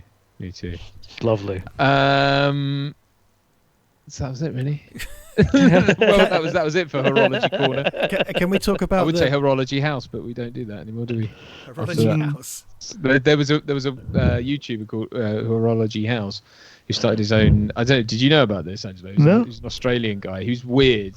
Like he used to do reviews. And I think I do know who this is. Yeah. And he used to be like, talk like this, and this is like that, and I'm reading it off a card, like certain other YouTubers we may or may not know. And no idea what you're talking about. No, and but he got done. Well, yeah, the parallels continue. He got done for scamming someone. Yeah. Out of a watch. He sent them a fake watch, and so that he sold to them for something like $25,000. Oh, Jesus Christ! Wow. Yeah. YouTube Sold him a drama. Naughty boy. Naughty boy. He'll have his colour filter for it. He will. Now then. Pots and pan. Of course. Sorry, mate. I didn't know it was a fake. Eddie Murphy had his collar felt for soliciting the services of a transgender prostitute. Who he said he was giving a lift home, didn't he? Sorry to just bring up Eddie Murphy's personal life. The other thing I heard about Eddie Murphy, which I think is apocryphal, but I've heard a bunch of times, is that at his peak, he used to do a thing where he would hold massive Hollywood parties, but not participate. So he would be like on the top balcony, and it's just like sort of what happens. Remember in Trading Places, where he's like not enjoying the party. Yeah, he was supposedly up he would be up somewhere in his house, and he'd come out and have a look, and then just bugger off and not actually be involved. He'd just have people in his house, which is that's true. That happened recently as well. That happened only within the last couple of years. He had a huge party and he invited everybody over, and like it was just like, where's Eddie Murphy? That's a really good party for people that hate Eddie Murphy, because you're guaranteed not to meet him. So it's a really lavish party in Hollywood, and Eddie Murphy's not going to speak to you. It's true. It's true. It seems like a shame. I mean, he's got he's not got like 10 kids now or something. He's got like something crazy. He's got a kid with fucking Scary Spice. Yeah, it's true. Yeah, that's crazy. She had to sort of prove that in legal proceedings, but that's which is mad. That's a really crazy thing. Like, he's got a kid with a Spice Girl. Of course he has. Yeah, he does. I think that's when he was going through a bit of a mad phase. He seems to have really mellowed now, and I do. I wish the guy all the best, and like I do hope that another stand-up, something equal to Raw or Delirious, will come. Because those two are in my book. I mean, they're legendary. I mean, those you can rewatch those every few years and still enjoy them just as much. I really hope he's winding up to that, because Dreamgirls was such a good showing, and then he did like Norbit, and then having just come back with Dolomite, and for him to do a thing about the history of blaxploitation is really, really cool, because it's about Rudy Ray Moore. If you don't know it, I mean, I'm the one who hasn't fucking seen it, but if he's got it in him, because I think the things you always hear about are kind of like, oh, they're doing the twin sequel, and it's like, don't do that. No. But he's meant to be heavily involved in that, isn't he? We talk about that forever. Like, if he's going to do anything, if he's got another because people would lose their fucking minds if he did another special. I think so. I mean, what's the name of the award you get when you're a comedian? Like a lifetime achievement award for being a comedian. What's the name of that? Oh again? shit, I don't know. Somebody in the chat will know what I'm talking about. Anyway, he won that recently. Oh yeah. Do you remember it? And he started doing Bill Cosby. He's fucking Bill Cosby. Oh fuck! Yes. Oh man, it was so good. I would like to talk to you. It's so good. We got a few minutes left. What did he say? He goes, put the pill in the chocolate. You put the pill in the chocolate milk. Theo, you see, Theo. I find Duncan's impression slightly haunting now. It's a little bit like, there was a time when you could just do a Jimmy Savile voice, but now if you do it, it's just upsetting to everyone, the person hearing it and the people that are doing it. It's just this horrible thing. Funny. Has either of you seen The Adventures of Pluto Nash? What? The Adventures of Pluto Nash? Oh, fuck. Because that was like, it was on the shelf for 2 years before it was released. It was one of the biggest flops of all time. And it's an Eddie Murphy led kind of sci-fi comedy noir thing. Flaccid Skellington. It's not that bad. It's not that good. It's not like astonishingly bad. It's not like Fatal Deviation bad. It's not that bad. It's definitely not that good at all. Right. I'm not going to be that contrarian twat that I usually am and go, actually, it's really good. Like, what it has is like amazing production design, because it's sort of like Total Recall level, because it's loads of moon bases and casinos and stuff. So there's all these shots like with all these extras walking around and stuff, and like I think John Cleese is in it. Randy Quaid's in it as like Crichton from Red Dwarf, which is weird. It's a really lavishly staged film. It was this huge flop, and it's kind of like, I think that's the kind of apex hubris for him. I think I mean, is there only one Eddie Murphy in it though? Because for fuck's sake, I don't need any more movies where he plays everyone. In actual fact, the twist to the film, because no one's seen it, is that it turns out the bad guy was a clone of Eddie Murphy. So yeah, it's like the Van Damme thing. Some kind of particular narcissism. What the fuck? It's like Lego. It's like the shittest joke of all time, retold so many times. It's like, oh, it's Lego, but Harry Potter. Oh, okay, I've never seen that before. It's just like, come on, like say something new. It's so boring. Yeah, it's a very weird film. Dan Lars has pointed out that fucking Coming to America sequel's out soon, or is it not out soon? But that's like gone to lens and everything. So, like, I'm not right with that. Like, leave that, because that's a great movie. Like, leave that alone. I don't see what because we're going to get like a decrepit fucking James L. Jones and stuff. And I get did Arsenio get cancelled? I'm not sure. I always feel like he did, but I'm not sure. Did Arsenio do something bad? Because otherwise, I guess he's back. I don't. The last cancellation I heard was only today. It was Ray Park. Yeah, only today. That's the problem. Like there's been so many in the last half hour that I'm not sure who's still on the list. Well, I suppose if it keeps going, eventually you're at the back of the queue. You just get your job back or whatever. I think that's how cancellation works. Yeah. Like, you just sort of do that. Yeah. Well, I don't think we're going to get cancelled, so it's fine. I'm not sure. No one cares enough about us, mate. We need to. I'll tell you who does care about us though is Cameron Dixon, who I've been trying to get this in. Oh, sorry. He sent us £21.09. Wow. And he says greeting. He said, actually, I'll do it in his voice. He says, greetings, Richard, Duncan, and all. Here's 4,000 Australian cents to celebrate your 4,000 subscriber mark. Thanks for all the great content and wishing Val Verde Broadcasting all the success moving forward. And now fuck off and make me laugh, you can't. Yeah, that's exactly how he sounds. For flavour. Right, Angelo, mate, we got a bail, and I'm not going to hot mic it this time. I'm going to kill them. No problem. For this. Mate, thank you so much. Man. Thank you. So much. Went for Angelo. Very enjoyable. Thank you. Awesome, man. Have the best time, man. Right, I'm going over. I'm not going to hot mic. I'm going to go to the intermission. So nobody say anything until I've killed the mics, and we'll be back shortly. That's going out. They can hear all the clock sound back.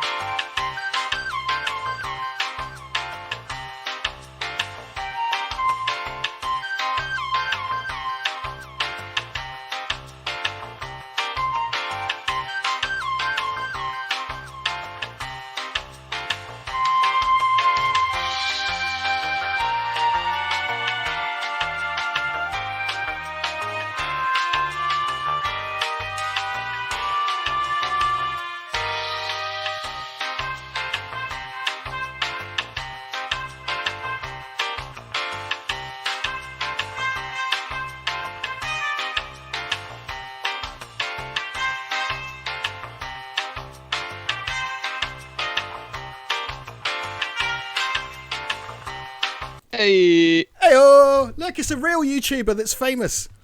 Not like Where is he behind me? Yeah, he's hiding behind that Ghostbusters Steve Proton Pack. Steve Proton Pack.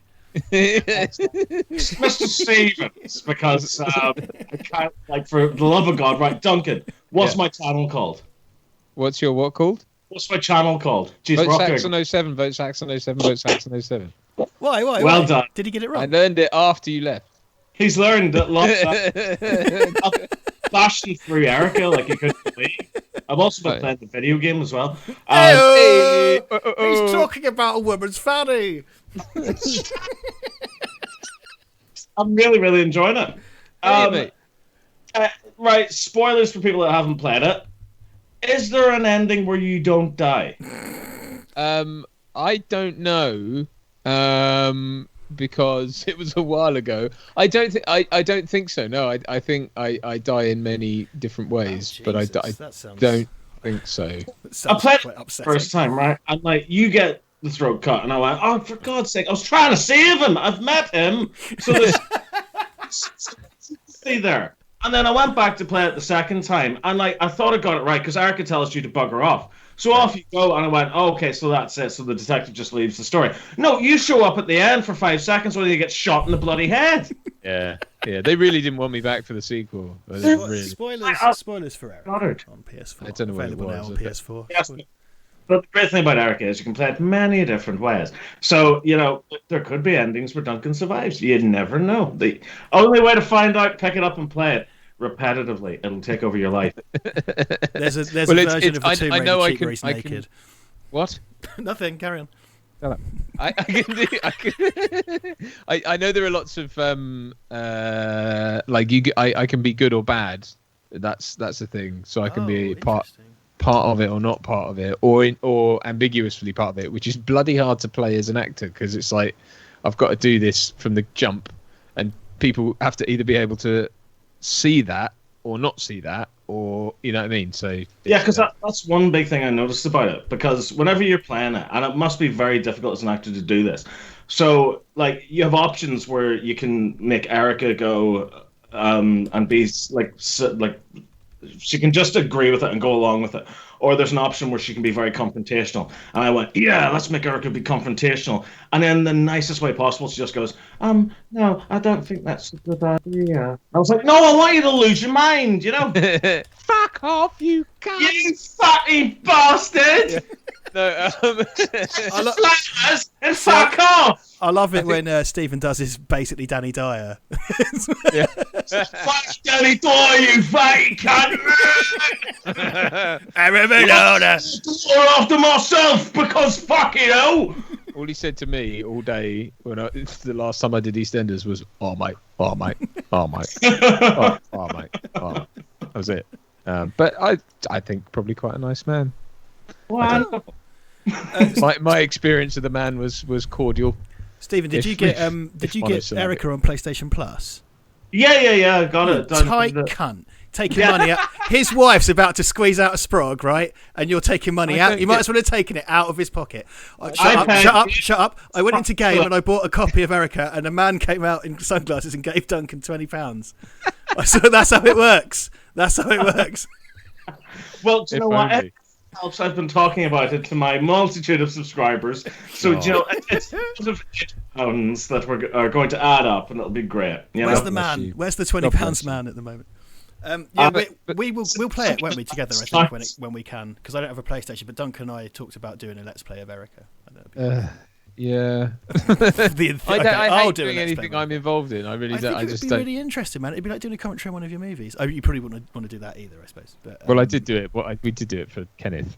Kenneth. But that's mercifully short. And yeah, I mean, no, maybe I should. You know, I should just suck it up and do it because I think it would be fun. And I do this every time I go around the houses in this like some sort of emotional fucking Hornby Railway. An emotional Hornby Railway. But, sort of twee, but annoying. But yeah, yeah. But thank you. No, I appreciate it because obviously, anytime anyone kind of either watches or engages with a thing you've done, it's always quite humbling and nice in whatever way. So thank you, mate. I appreciate it. Oh yeah. Yeah, it's brilliant. I mean, like when we went over to do the interviews and do the reviews and stuff with yourselves last year, I think we came back with Fistful of Lead on DVD as well. I was going through my camera roll the other day because Duncan, do you remember we went to Sainsbury's and Duncan, we got used to the bouncing back, replicating the cover stunts. I was just going through my phone roll and there's a clean shaven Duncan. I think we might have even got an apple from the thing. Can we just talk about? So Stephen came over from Belfast essentially to come and do episodes with us, which was immensely flattering, and it was a really fun day, really funny day. You can go watch those episodes. Hi, I'm Stephen McKellar. You might remember me from such broadcasting episodes as The Amazing Spider-Man 2 and Batman Begins. Oh no, Batman Returns. Doctor Who Invasion of the Doctor Who. Invasion Earth. I can't remember what it's fucking called now. I don't know what it was, but Batman was doing something. Billy and the Clonosaurus. Can you tell us, like, just get this right? I was still on crutches, so I like hobbled down to the train station, which was a bit of effort. What did you do that was more effort? Describe your day, the day you came to see us. God, I went a wee bit mad. I woke up about 1 a.m. after going to bed at 11 p.m. Got in a taxi, got down to the airport, waited for about good solid 2 hours, got the earliest flight out that I could. I have no memory of it. I think I can't remember what airport I got to. Got in a train, got off the train after not sleeping, trying to sleep. Met yourself, Richard. We walked, you hobbled, all the way to a lovely little cafe where we had a nice slap-up breakfast. Where it was discovered that we both have keratoconus, which isn't I've ever met. Isn't it? First person I've ever met in my whole life that has that as well. Look it up, people. Investigate. I never met someone who had that until I met you. I fortunately don't anymore, which is the big positive. You went for the corneal transplant. That's the dream. I did, yes, and now I've got allergic conjunctivitis. So thanks, donor. You stupid dead wanker. Cheers for the eyes. How dare you be so generous? And then like showed up at your place. Duncan arrives. We bashed through 4 reviews. I remember lots and lots of lovely whiskey, and then got an Uber back to the train station, and that was me home in time for tea. And I genuinely have no memory of it at all. I was just that bloody tired. When you say home in time for tea? Were you home in time for tea? Were you? The next day. Yes. Tea to stand for 12 midnight. That's right. T minus midnight. That was fucking nuts. I remember I set that up when I was staying with my mum and dad. No, I think I was still on morphine and codeine. So I was texting you, sorting it out when I was really quite ill. And then there's that element of coming out the other side of that and going like, did I dream that? Was that real? Am I the only one who remembers this? There's no such channel as Vote Saxon 07. What the fuck are you on about? It's not a thing. Who was that weird guy? Why was he talking about Doctor Who? Some guy I met in the train. Oh, Duncan, there's this geezer I met at the train station. He wants to review some films. Are you coming over? Yeah, go on. It'll be fun. Me home. He wants to talk about Spider-Man.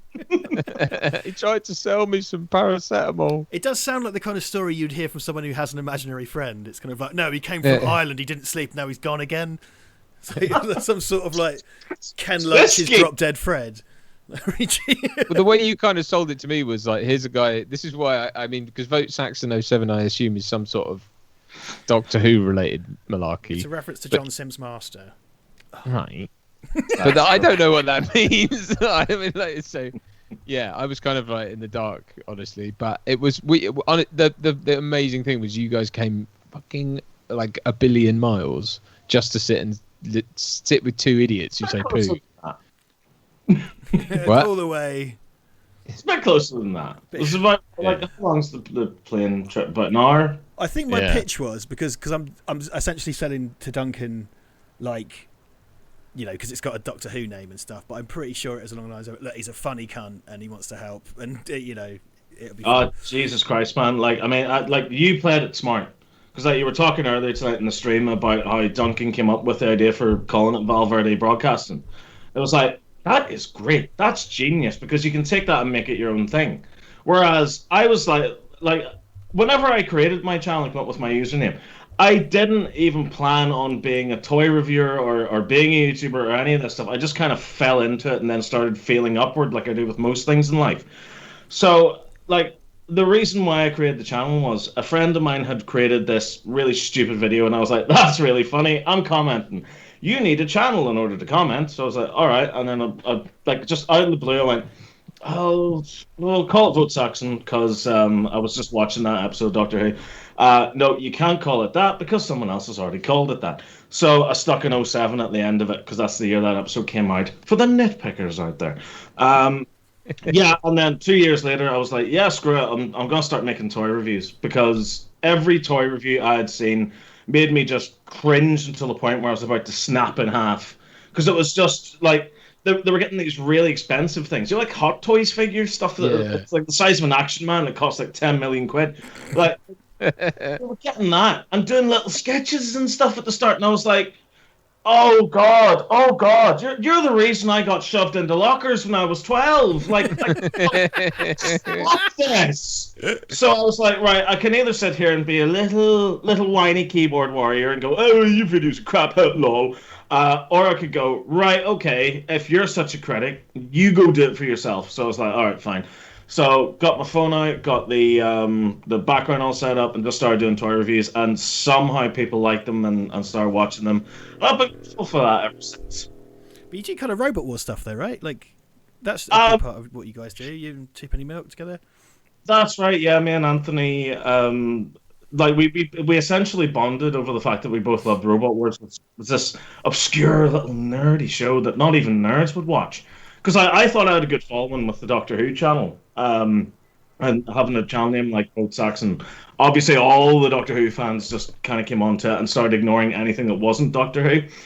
So I was like, but it's made by the BBC. It's a similar kind of concept. Oh, come on, just give it a go. Watch it. And they're like, no, I'm not watching this. Are there any screwdrivers in it? Are they Sonic? Any Daleks? Yeah. No, like they've got big axes and they smash each other up, and then there's ones that flip each other out the arena. It's brilliant. And just everyone went, no, I'm not interested. So I went, do you know what? Stuff it. I'm making these videos anyway. So ended up just start making Doctor Who and Robot Wars videos with Anthony. Got onto Robot Wars as well. That was a fun time. Failed miserably. Now we're looking into trying to get onto BattleBots at some point, which is the American version. But yeah, it's a bit of a wild ride being a content creator on this. So absolutely, 100%. Kudos to you both. Congratulations. 2 years. You've only got another 8 before you get as cynical and bitter as broken as me. So yeah. Well, keep in mind we had quite a few years in the bank before in our other guys. So I have absolutely no memory of that whatsoever. I don't know. Well, Duncan was very like Val Verde Broadcasting was very, very good. Like that was a great suggestion. We've run with it, and you know, it was a fun thing to design for, and I love still coming up with communist shit. But originally, of course, my suggestion, and I designed all the logos, it was going to be called Richard and Duncan's Retrospectives and Reviews, but... In search of the last action scaling. Oh yeah. Did you watch that? Yeah. I sent it to him whilst we were still on stream last night. Oh, very good. Very good. I think the part where I lost it was like ring card and Duncan. That was in the chat tonight. That was part of the chat tonight. Hold on a sec. You two carry on. Give me just a second. Yeah, that was genius stuff from me in there, I have to say. It's the proper like toy in the chair with the sort of depth of field background that looked like an interview situation. Yeah, that was unbelievable. I mean, like what I really love is that since this challenge began, you've really had a chance to both shine.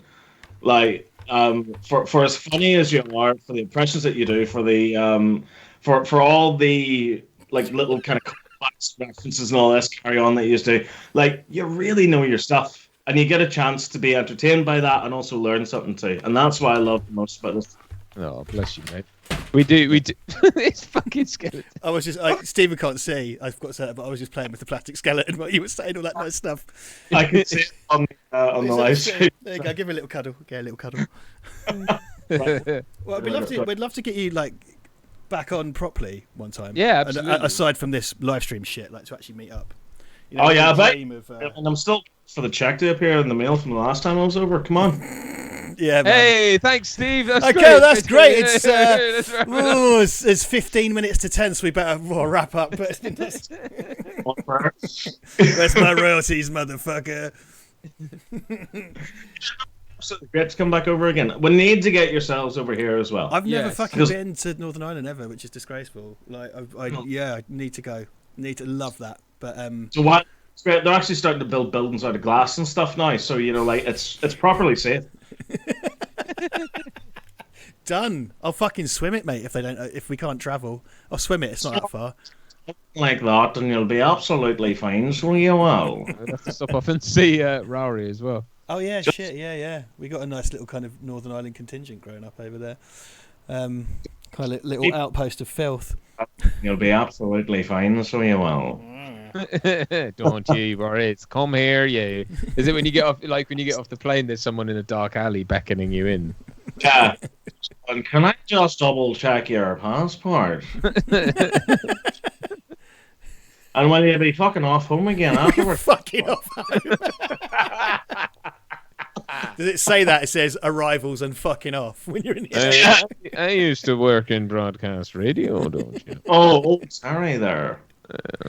Sorry. Hotel. There you go. Check your passport. It's not dead. He works in passport control. Hey, Terry, it's me, Ken Bruce. Oh. Yeah. What are you doing here? Hold on an island there. I just come over here. This is a pleasant flight. It's just like, it sounds like sort of Fraggle Rock passport control. I mean, you're not far off. I don't know when I'll ever see the inside of a plane again. The way things are going, fucking hell. I went camping at the weekend. That's as exotic as it's going to get this year. Went to the Cotswolds, just sat in a tent, farting. I mean, there are other people there. I was just like, I farted in my own tent, obviously. Well, see, the benefit about doing something like that, like going out and, you know, sleeping in a tent or being in essentially a confined space of farts like an airplane, you've already got the face mask with you. You know, like, you're sorted there. Yeah. Duncan and I are so immunised to each other's farts now that we could probably survive off them. I don't know. We've been apart for quite a while now. I don't know. That's true. I'd love if we met up, one of us farted and the other one died, and then the living one would have to explain it to everybody. To their loved ones. Well, you see, I had a chili beef ready meal, and I let one go in front of Duncan to celebrate our reunion, and he just died. Handing my wife a folded flag. A folded brown flag, like a brown Union Jack. Val Verde flag, yeah. Yeah, and his wristwatch on top. There you go. You go ahead. Yeah, okay, it's a Doctor Who question. Hi, Steve and Rich. What are your thoughts on the end of time? I remember the plot being pretty daft, but I still cried a number of times. £5 from Sam. Thank you, Sam. Steve, you lead that, man. This is... we're talking... I'm going to go and get some water while you do that. I'm off. Fuck this. Well... Fuck this. He's got his gym jams on and everything. It's amazing. So do I. It's good luck. Yeah, fair play. Yeah, I love Doctor Who. Doctor Who is the best show in the world, and that episode that you just talked about is my favourite. That's your official press release. May sound cry. I loved that. I loved all of that when they were on. They're so insanely melodramatic. I think that's part of the appeal. I love the insane camp high drama of them. Yeah, that's what they've just lost recently, I think. They're trying desperately to get it back a wee bit again with Jodie Whittaker. But what I love the most about the Eccleston and Tennant years under Russell T Davies is that you're absolutely right. Melodramatic, soap opera, over the top, the world's ending every week. And you just bought into it because it was this fun, poppy show. Yeah, and in theory there should be no threat whatsoever. But they were so good at doing it over because they kept doing it. But they were somehow able to escalate it time and time again. It still works every week. It was brilliant. It would remind you of almost an update of those classic 1930s and 40s serials. You know, it's like, how will Batman get out of this? You know, like it was that but updated for a modern age. And like, I think I was just about the right age whenever that started coming out because I was just in there every week. I absolutely loved Doctor Who. And then I think after a while, it just became very dark and they were trying to compete with other big budget shows and kind of failing at it. And I think Doctor Who works best whenever it has its own distinct voice, and I think the last time it probably had that was with David Tennant. Like, there are episodes with Matt Smith and everyone else that I really enjoy, but I miss that campy, schlocky... They did good stuff, didn't they? They did good stuff, but it's all those kind of bright coloured, all those colour gels in the Tennant era, like everything's like bright red and green and whatever. Like, there's something that's wasn't quite there, I think, when Moffat took over. I should say as well, what I meant to say, Duncan, I've talked about this before, the end of time is the Doctor Who episode with Timothy Dalton in it as the bad guy, as one of the bad guys, as Rassilon, and he's fucking amazing in it, because he's Timothy Dalton. He's just gobbing away at the end when he's going to... So much Shakespearean spittle coming out of him. Yeah, I think he's playing the same character that he played in Hot Fuzz. Because he looks like him as well, he talks like him too. Like, I just think that would be amazing. I'm a slasher of Time Lords. That's close enough. That's just such a lazy portmanteau of some things I remember. So, Duncan, you're safe, man. We did it. Well done. We talked to Doctor. Yeah, it's all over, man. You're fine. Did you have a good shit? No, I got some water and then it actually worked out well because my wife's just going to bed, so I just helped her bring her fan back upstairs. Her electric fan. I don't know, Duncan, if you mind me talking about this. I think it'd be all right. Your wife's anxieties vis-a-vis a clean bill of health. The money was just resting in my account. Sorry, go on. I was going to make a joke about... No, I'm not going to do that. No, don't do that. Your wife's anxieties re our Redbubble shop and the bedspread. Oh, yes. Yeah?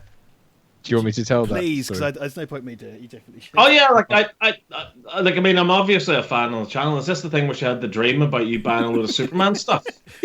No, wasn't it? Oh, I thought it was Val Verde. No, it was Superman stuff. Oh, I thought it was the Val Verde bedspread. She's on her. Then I jokingly said to her, "Well, we can actually get Val Verde's." And I thought about doing that. Well, Redbubble's wild because there is like a bedspread and there's like a little cocktail dress and there's all these mad things. It's like, what mad cunt would buy that? Like, particularly the bedspread. Who would buy that stuff? My subscribers. I'm starting to read. Link in the description, my friends. I will say this, like the Redbubble stuff, it's going to sound like I'm trying to shill it. Because I bought a T-shirt and we got Ellie a custom hoodie, which I got from somewhere else. The quality of the stuff is really good, but like you don't get a lot. Like, it is, like I have a hoodie and I think I have a couple of T-shirts. Yeah, you got the stuff. As well. It's really nice quality. As a creator, you don't get a lot, but it does mean that there's decent merchandise out with your name on it. But like I don't expect to make... I don't think we were ever in the Redbubble game for Skrilla. You know what I mean? At least someone can make shit. It's like free advertising in a way, because people are walking around wearing your stuff. We should get a T-shirt. If we got a T-shirt with like of a barrel with VVB branded on it. Right. Real though, right now, I've been trying my best to keep up with all these commentaries and the live chats and that sort of thing you used to do every Thursday night. Where the hell did Barrel come from? Oh, wasn't that me doing it? I was just talking like Alan Partridge for some reason. I don't know what. Yeah, it was. I located it the other day because I was sort of feeling forensic about this. You did it on. I think it was either the lockdown stream. No, it was the Duncan Casey's voices. We did the many voices of Duncan Casey as a remote content because we were kind of finding our feet when this kicked off and we were trying to find out formats that work. The Duncan impression video, and we were talking about how in latter day Partridge he kind of sings and Duncan just kind of went barrel. And that, like, honestly, I had a really nice feeling this week because I was kind of looking at when I do gaming streams and when we do these streams and when the stuff, the Val Verde memes seem to have really crystallized in the last few months over live stream time. And the amount of people in the chat just going barrel. And the thing is, I never get tired of it ever. Like, it's always funny and it doesn't mean anything. That's the thing about it though. It means nothing. It's absolute madness, but there's something so addictive about it. Yeah, we do it at home. Like I find myself like working away, like I'm editing or I'm at work or something like that, and out of nowhere, just my brain farts and it just goes barrel. Skellington. What is it? It's like Skellington. Yeah, the two ones are Barrel and Skellington. Like those are the two that caught on big. And there you go, Skellington in a barrel. Skellington. There's the logo. There's the logo. You know what? Do you know what? It's taken the heat off the Dirty Shitters as well because that was Dirty Shitters. That was from somewhere. That was from another time. That kind of came out of a sort of sketch we did, really, wasn't it? That was vis-a-vis Roy Scheider, right? Was that on a Jaws thing or something? No, it was on the Spider-Man. Oh yes, of course. God, yeah. Yeah, what the Skellington thing, Stephen? Because me and Ivan, I always say Skellington, and the joke in our house is if someone says skeleton, you have to go Skellington. Like that. Yeah, that's one thing. And we say it a lot, but it was the night of the Terminator 2 stream where that kicked off. You were part of that as well. You were involved. That's right. I hold my hands up. That was because I don't think I was particularly drunk, but that's when I absolutely lost my mind with laughter. Like I was like hurting. You went beyond red. You went like I couldn't breathe. And I mean, like, it was in seconds because you did this thing where you laughed, right, and you went out of shot. And when you came back in again, your face had changed. It was like the Incredible Hulk, only purple. It's one of those amazing... I hope that's how I die. What a great way to die. Just laughing at something stupid. Yeah.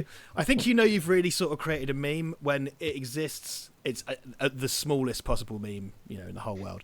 But when it exists outside of any context, because I can't stress enough, barrel means nothing. It really does. But... I'm always at home just walking around going barrel and just having a chuckle, and then people on the comments and chats just saying barrel at us, and I'm just kind of like, and I'm never kind of like, oh, I'm over that, kind of like, barrel, fucking wicked. Like Ian McGar quite rightly points out, right. Oh yes, that's another one. See, I'll tell you where that comes from. That's just a thing I've always done, and for one day Duncan just found it really funny, dialed it up to 20, and then just started doing it back at me, and that's just because. Again, it has no meaning. It's just something I used to do, and then he did it in like a sort of right. It's the sentiment behind it, I think, because that's what I found myself doing it to other people in conversation. That's what it's like. It's a sort of indignant, and go on. Yeah, that's another one that comes up all the time is people just going right, and I think that those are the things I've made. Because I'm trying to get Twitch on the go. All the emotes I've made are like barrel right. There's robot milk, and there's Skellington, and there's penis, and little warhorse as well, which was a particular one that happened on a Predator stream. I don't know. These things have just sort of kicked off. Man, this has been fun, but we're gonna have to wrap up in about a minute, man. This has been so much fun having you back on. Loved having you on, man. From Stephen from Vote Saxon 07. He did a smart. He did a smart. I'm proud of you. That's a Professor Who reference. I ruined it. He was so close and he ruined it. He could have stuck the landing, bless him. It had Pierce Brosnan in it. Oh, Pierce Brosnan, that's another one, yeah. Brosnan as the Doctor would be sweet. I'm all about Wouldn't that. it, though? That'd be fucking... No, Brosnan now as the Doctor, Yeah, I yeah. believe, Yeah. would outrival Capaldi himself. Get off our Wouldn't stream. that be amazing? Get off our stream. Yeah, you know. Daleks. Well, now you've done that. I want it. I was trying to take the opposite view. Screwdrivers. Right. Yeah. Cyberman. I'm going to go to intermission, and I am going to cut the mics. So, all right. Thank you, man. All right, guys, back Bye. in a minute. Okay, still hot mic. Still hot mic.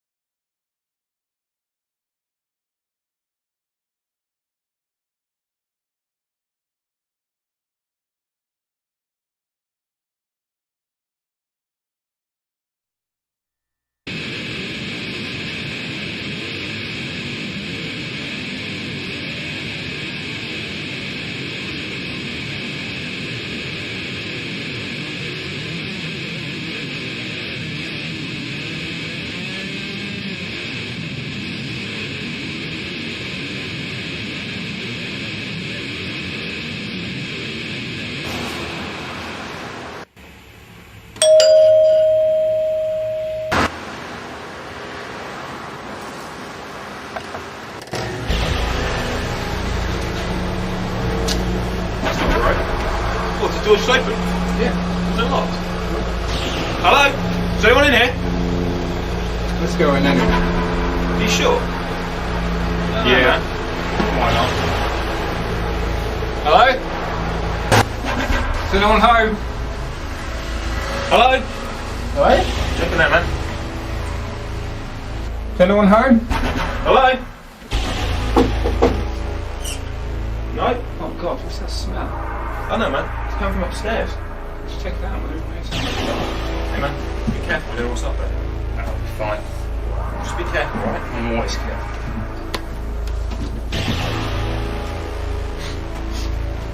Oh God, it's coming from the bathroom.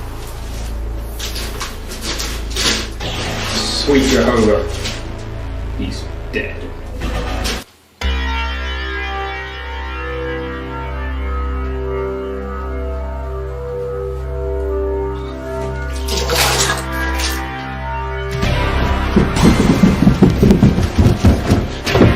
Open it! Come on! It's locked, it won't open!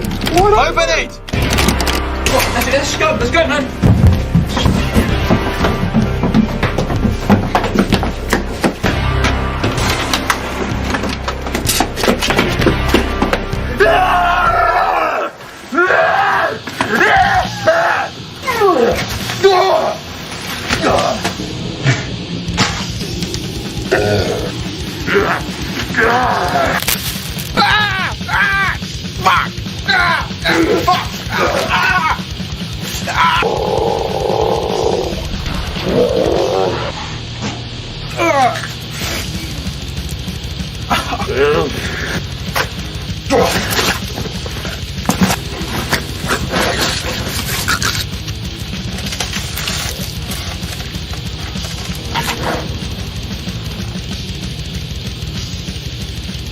Rosebud.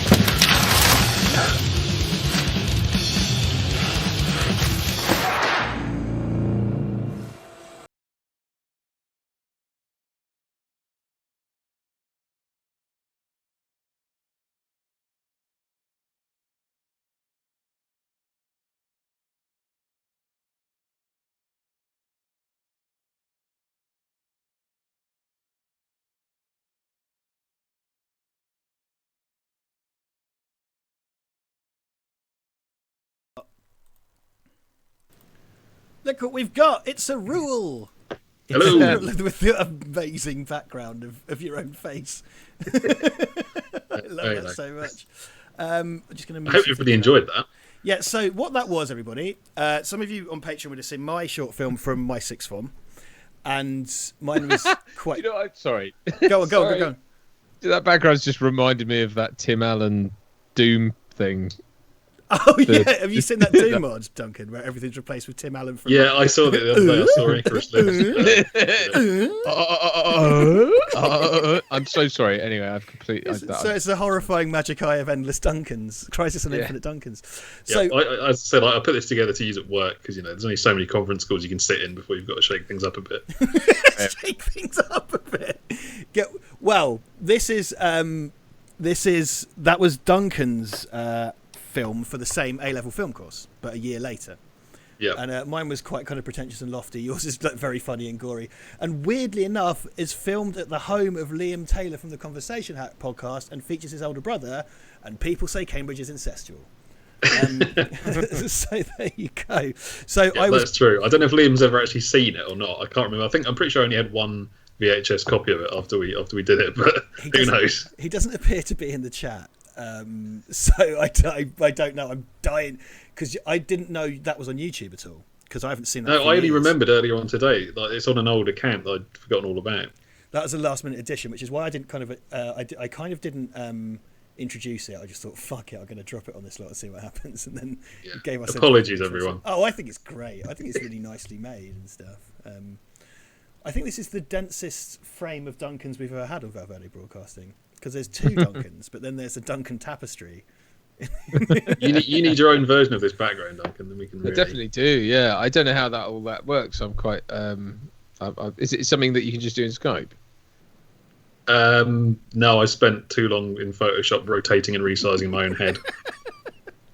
Well, Ellie has a Abbey Road thing. When I should have been working. Like, do you just click a button to replace your background though, and it just kind of? Oh, in Skype, yeah. Okay. There's an option at the bottom you can upload your own. I might be able to do something. I've been kind of mercifully spared the year of conference calls and Zooms. It's not something I've really had. Here we go. Shall I put my? Here we go. I'll add my a headshot as my background. Shall I? That's incredibly narcissistic. I do also have a giant one. There you go. Is that doing it? Fucking bonky. Oh, it's so. Oh wait, hold on. I'm like. I'll hold up ominous. my Richard Jackson custom cereal box there, and then we've got this. This is the place to screenshot the stream. There you go. Yeah. Oh, it's so fucking weird. Yeah, Duncan. Could you just move out of the way again and show your big head? Amazing. Man, 2020 is so fucking weird, dude. Like, this is what it's come to, you know. It's the strangest year of all time. Giant knee behind me. I really like the ominous looming. It's got a good effect. Yeah, it's your chin is at the septum of your larger nose, meeting at the brow, thus creating a Duncanception. Well, look, they spent all that fucking money on Star Wars. They could have just done this. What's the problem? So we didn't set a topic for you, Duncan. It's just like no, I was sort of panicking earlier because I was like, "What's he talking about?" Everybody's got topics. I've got no idea. I sort of. I'm not gonna lie. I got a bit. Yeah, this has been a complete shambles. I said, I don't know if you saw at the beginning of the stream. So my laptop's away being repaired. That's why we're having these issues. I've got my big desktop computer, that big black box that's in my room, and I'm trying to get it to run on this. So I thought, fuck it, I'll bring it upstairs. And then it kept turning itself off, and I was like, oh well, the core temperature's too high. I called up Duncan, and Duncan was like, maybe when you moved it, something moved. And I was like, I opened it up, and a fucking bit of the power supply had dropped into the heatsink fan like an anchor, so it couldn't move. And I was just like, and I opened it up. There was no cooling at all. No cooling whatsoever. So it stayed on line for about 30 seconds. And I was like to Duncan, like, oh look, I'm going to open it. I'm going to check the cable in, and if it doesn't work, we can't do this. We can't do the stream. And he was like, look, open it then. I was like, oh, open it. I got off the phone, and I was going to do that thing where you go through every screw and cable. And I was like, oh, there's a massive fucking improvised anchor jammed into the heatsink. Well, that's easy. Pulled that out. It was fine. And I'd ordered, when it went wrong, I ordered a McDonald's from Uber Eats with 2 drinks. And then... What'd you have? What I normally have, I have a large quarter-pounder meal with large chips and a medium chips, and then a double cheeseburger with bacon, and then I had an Oasis and a Coke, and I ate all that in a. Filthy bastard. I've it's all right now because I'm running every morning. I'm running every morning. It is. It's totally fine. God said that all the burgers go if you do that. It doesn't even go in your tummy. My go-to if I'm feeling really dirty is the full 20 nugget box. The full 20, just the 20 nugget box. No, because the thing is, you can't get it as a meal for obvious reasons. But instead of chips, you replace the chips with a double cheeseburger on the side. Oh, nice. Yeah. Well, I panic ate that. I because I didn't think it's going to work. You panic ate it? I panic ate it. I drank the Didn't Oasis. even enjoy it. Before opening, I ate the Oasis. I ate the Oasis, might as well have eaten it, and then I opened it and I was like, well, I can't touch these fries so I'll get grease inside the computer. And I was like, but if I touch them with one hand and only eat a few of them and then wipe it on a towel, that'll go to wash. That's fine. So I did that. I did that. And yeah, I'm really glad I had 2 drinks. And then tomorrow it's going to be back to fucking, yeah, I'd had like salad for lunch. It'll be back to salads tomorrow and running. But I had a panic burger. I was very scared. Is there like a minimum order you have to do with that then? Do you have to spend sort of 20 quid or something? No, I think they just like smush like stupid delivery charges on you and stuff if you order something stupid, like dumb. So, Duncan, I've wanted to do that all night because you're both Duncan. Which one does he mean? I'm changing my background. Oh, God. We're gonna have Winston. Oh! He's such a photogenic little fucker, isn't he? He is a photogenic little fucker. Look at that. Oh, I miss Winston. Everybody look at Duncan's dog. See, I was going to say, Duncan the Casey is going to be a dad very soon. How old's Arthur now? Arthur is just shy of 3. Just shy of 3. Do you have any advice for Duncan? Duncan the Casey? Well, the main advice is don't listen to anybody else's advice because it won't apply to your child. The common All ground, I will say is the very first bit is just the maddest thing ever, and it seems like it's never going to end, and it's just awful sometimes, but it does eventually get easier. Yeah, the commonality that seems to be cropping up amongst everyone is basically that no 2 babies are the same, and you will figure it out.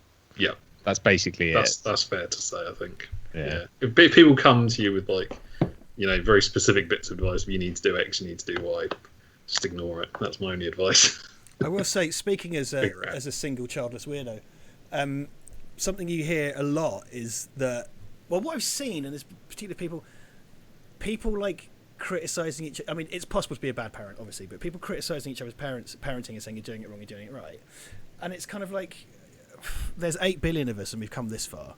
You know what I mean? There's an element of kind of like, it is in a lot of ways. I'm not saying it's easy, of course not, but it's like one of the most natural things in the world, if not the most natural thing in the world. And it's sort of like I heard recently someone that I didn't get on with at my work now spends their time criticising someone else I did like at that work for their parenting because everything they do is wrong. And it's kind of like, where'd you get off saying shit like that? Like, come on. Yeah, these are the same people that believe their own children can do no wrong. If you're a realist about your own kids, you won't be like that. Interesting. Yeah. Well, yeah, this person in particular. Okay, again, single childless weirdo, but I'm going to go in on my parenting talk. This person who used to be my boss, who was an absolute arsewank, she was a total dickhead. We went on a first aid course for work, so it's one of those day-long things, Mm-hmm. And the guy, the medical professional who's training first aid, goes like, I wouldn't really, for example, I've been to some really horrible call-outs, and one thing we see a lot is little babies choking on bits of apple. He goes, I would never feed my kids apple because I've seen a number of babies choke on slices of apple. And she goes, I feed my babies apple all the time and they're fine. And it's kind of like a 0% fatality rate so far is not a good excuse, firstly. And the thing is, instead of like either A, just shutting up and continuing to feed their kids slices of apple, or B, having kind of a discussion about it, she just kept telling the guy, the medical professional who had seen babies choke, that he was wrong. And she wouldn't drop it for like half an hour. And that twat that always makes every meeting last too long. Karen. Yeah, quite. She did that to a man who was basically saying to her, "Don't choke your baby, please," and she wouldn't have any of it, and it went on forever. It was the worst, and I wouldn't mind so much, but I would have choked a baby to make her shut up, but she just kept fucking going on. With some apple. Yes. With a whole apple. A huge fiberglass apple. So that's the thing, though. If you give them the whole apple, then they can only get off as much as they can. There you go. But yeah. There you go. And I don't know about the efficacy of that, but he's like he's like a medical professional, and I was kind of like, maybe just. But what I do know is that that's a day off work, and it still sucks, but you're somehow ruining it. So shut up. So there you go. That's everything I know about parenting. So you guys, I hope you can chew on that. It's like a piece of finely sliced apple. It sounds like a hairdryer just drove past your house. This is the constant curse of living here, man. All these streams is like, and the fucking aircraft as well on every one of our episodes. Yeah, because I do live next to an airport. I don't want to dox myself, but there you go. They're coming. Can you hear the pitchforks clinking? Also, that film was shot just up the road from where you are now, Richard. Yes, it was. Yeah, I do really wonder if Liam was there. Oh, I just remembered. We do have a new sponsor. So I'm just going to cut to an ad break real quick. So here we go.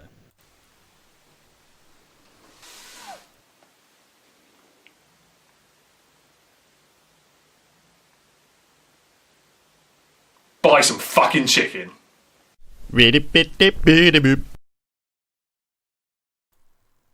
Putting it in, I was like, Jesus, what happened? Oh yeah, I had a child. That's what happened.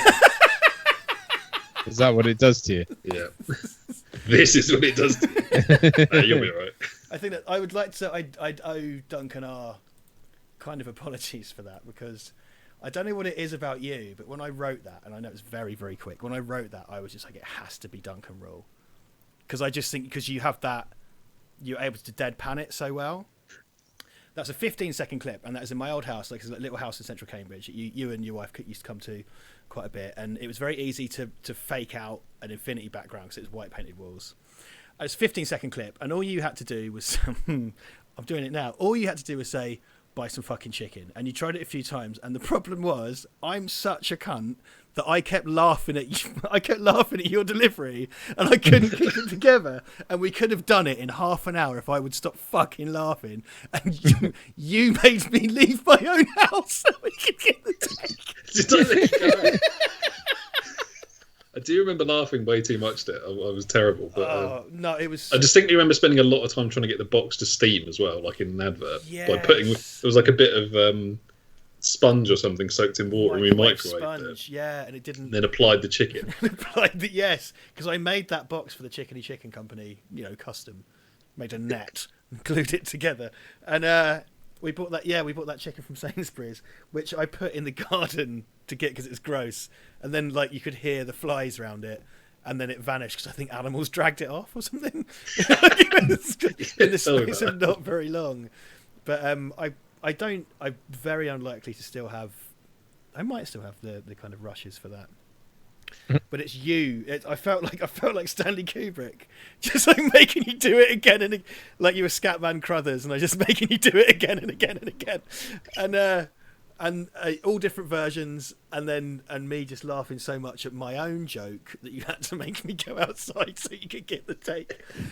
Keeping in mind, so I could put it on a YouTube channel with 4 subscribers. It's still got about 300 views even to this day, I think. Yeah, I think that was. I remember because I put that. That was when we were still working with Oliver, and he. Fair play to him. He used to, when I made stuff like that, he would repost it in the Facebook group he used to have. And I think it was in there, and it was the description of the video said was, I made an advert for a local chicken company, and they rejected it completely out of hand, and I don't know why. That's the joke. And there's a couple of people on there, particularly Americans, bless them, going like, "Well, of course, it's full of curse words." I just love that they thought that I thought that would be an effective advert campaign. To be fair though, if I had a fried chicken franchise, I would definitely use that sort of advertising. You got to use cunt in your slogan. Yeah, so that was when was that? 10 You need years to ago? you need to check if you've got the rushes still, because I remember you saying you were going to put together the outtakes because they might have been funny in the actual there's thing. so many. I've got a 1 terabyte hard drive that looks like a kind of. It looks like a Decepticon's bollock, basically, and it runs on a separate power pack, and it goes like when you turn it on. So I might be able to, if it's anywhere, it's there. I think from those days. What's your background now? I'm fiddling around. It's me reading a paper. Call the midwife.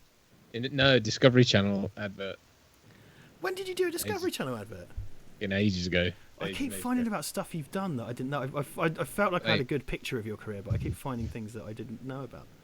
When I was at Centre Park last year, I saw you so many times on the tellies there, Duncan. There was this little bar we kept going to that we could get food, and like these gigantic tellies, and it was the Screwfix. No, it wasn't Screwfix. It was the Tool Station. Tool Station, yeah. It was that was played on rotation there. That was on request. Just round and round, like some sort of weird jukebox that you can put in. Yeah. Yeah, dude, I've done. I mean, someone asked me about. Was it last night we were talking about my ads, and I can't remember how many I've done or what I've done. It's on my CV. You can go look it up. But yeah, no, I can. If I were to list the Casey ads, Microsoft Surface. Yeah. Tool Station. Yeah. Buying a ring for your nan. That's not a name of a company, but what was that for? that was the weird lead. So that was an advert for a company. It was Spider ETFs, which are they're an American. It's like a hedge fund type thing. But that had such insane production values. That was shot on 35mm film by Danny Cohen, who was the DP for Les Mis and King's Speech and all that. It was nuts. Yeah, I remember that looking really nice as well. Yeah. I mean, it's insane, yeah. Film 4 shotgun shooting the film reels one. Yeah. Tool Station, of course. Tool Station, have we done that? Oh, we've done that, have we? Yeah. Duncan goes to buy a car. Duncan goes to get a car fixed. Duncan goes to a garage. You should try VWs. What was that? Was that? Oh, yeah, sorry, yeah. So, yeah, the VW commercial vehicles, yeah. Was VW? Yes. Nailed it. Yes, it was, yes. Some trading platform that I can't remember the name of right now that's I think gone bust anyway, so it doesn't matter. And Asda, of course, Asda. And let's see if I can get. Hang on, where's film 4? There he is. Let's have some film. You just got these on hand. They're all in my. Yeah, some of them are. They're in my pictures. There he is. Film 4, Duncan. Petal. I didn't recreate the cover styles. I'm bouncing back. Yeah. Petter Danielson, I don't know what Petter. I missed this. I think maybe Duncan R can answer my Rene Cardona Jr. question. We didn't know what that was. Petter, say it again. Did we miss that? Did we have talk of Rene Cardona Jr. earlier? Missed that. What's Duncan R's top 5 favourite films? Top 5? Okay. Texas Chainsaw Massacre, 1974, the original one. Mm-hmm. Taxi Driver, which we talked about with Duncan. Yeah. Spinal Tap. Putting me on the spot here a bit. This is me and Duncan's. I feel like I have to put at least one crappy Italian horror in, so I'm going to put Zombie Flesh Eaters. Nice. And I don't know. I haven't really thought about it. I kind of always have like a top 3 in my head. Then after that, it goes a bit fuzzy. So you've done better than we ever do because we get asked quite a lot. I think we're both people that when it's like, here's a simple qualitative question, we don't a quantitative question. We just both freeze. I don't know, and then it's kind of I guess if I had like 20 minutes to think about it, I could probably come up with 5. But the first 3 I said: Texas Chainsaw, Taxi Driver, and Spinal Tap. Those are definites. Okay. Yeah, we're also both contrarian by nature. So I think whenever someone's asked, no, I'm not. Ask us to rank anything, we're kind of like fuck off. But yeah, we do get that a lot. I mean, I know my favorite film is probably The Big Lebowski. That's all I have. Otherwise, I wish I was better at that. It's very much like it's the kind of equivalent of thinking up a good comeback in the shower 3 days later when someone disses you, because it's kind of like I'll be standing around making lunch, go like, oh fuck, here's my favorite 25 games on the SNES or whatever. Like, yeah, I think the problem with it is it implies a certain degree of objectivism that I just don't think. It's like what are your top 5 films? Well, that sort of you know, it's when you say top, there's a ranking system, which means that you're inherently already kind of, you know, if you said your 5 most favorite films or something, that's different, but it's your top 5. It's kind of like, it's almost like you feel like you've got to justify that in a way, you know. It's kind of, I never apply a ranking to that because it depends what mood you're in as well. Right. You know, yeah, you can think of these are the 5 favorites maybe, but. And you shift, man. Like I used to hate Blade Runner, and then I listened to a podcast that kind of really nailed down all the things that are in it, and then I was like, so I watched it properly without getting drunk like I normally do, and it was really good, and I was sort of converted, not in like I want to watch this all the time thing, but like I was like, I get this now. It's actually it's enjoyable for once. Not that I'm saying I watch it a lot, but I was so you change your mind, and you should, and you know, beware of the certain people. That's all I'll say. Do you have a favourite Bond movie, Duncan? Don't ask him that. Don't ask him that. I personally love Bond. So. Yeah, no, my favourite is Tomorrow Never Dies because that's the first one I saw in the cinema. And nice, and objectively, I suppose if you're going to say what the best ones are, it's probably Casino or.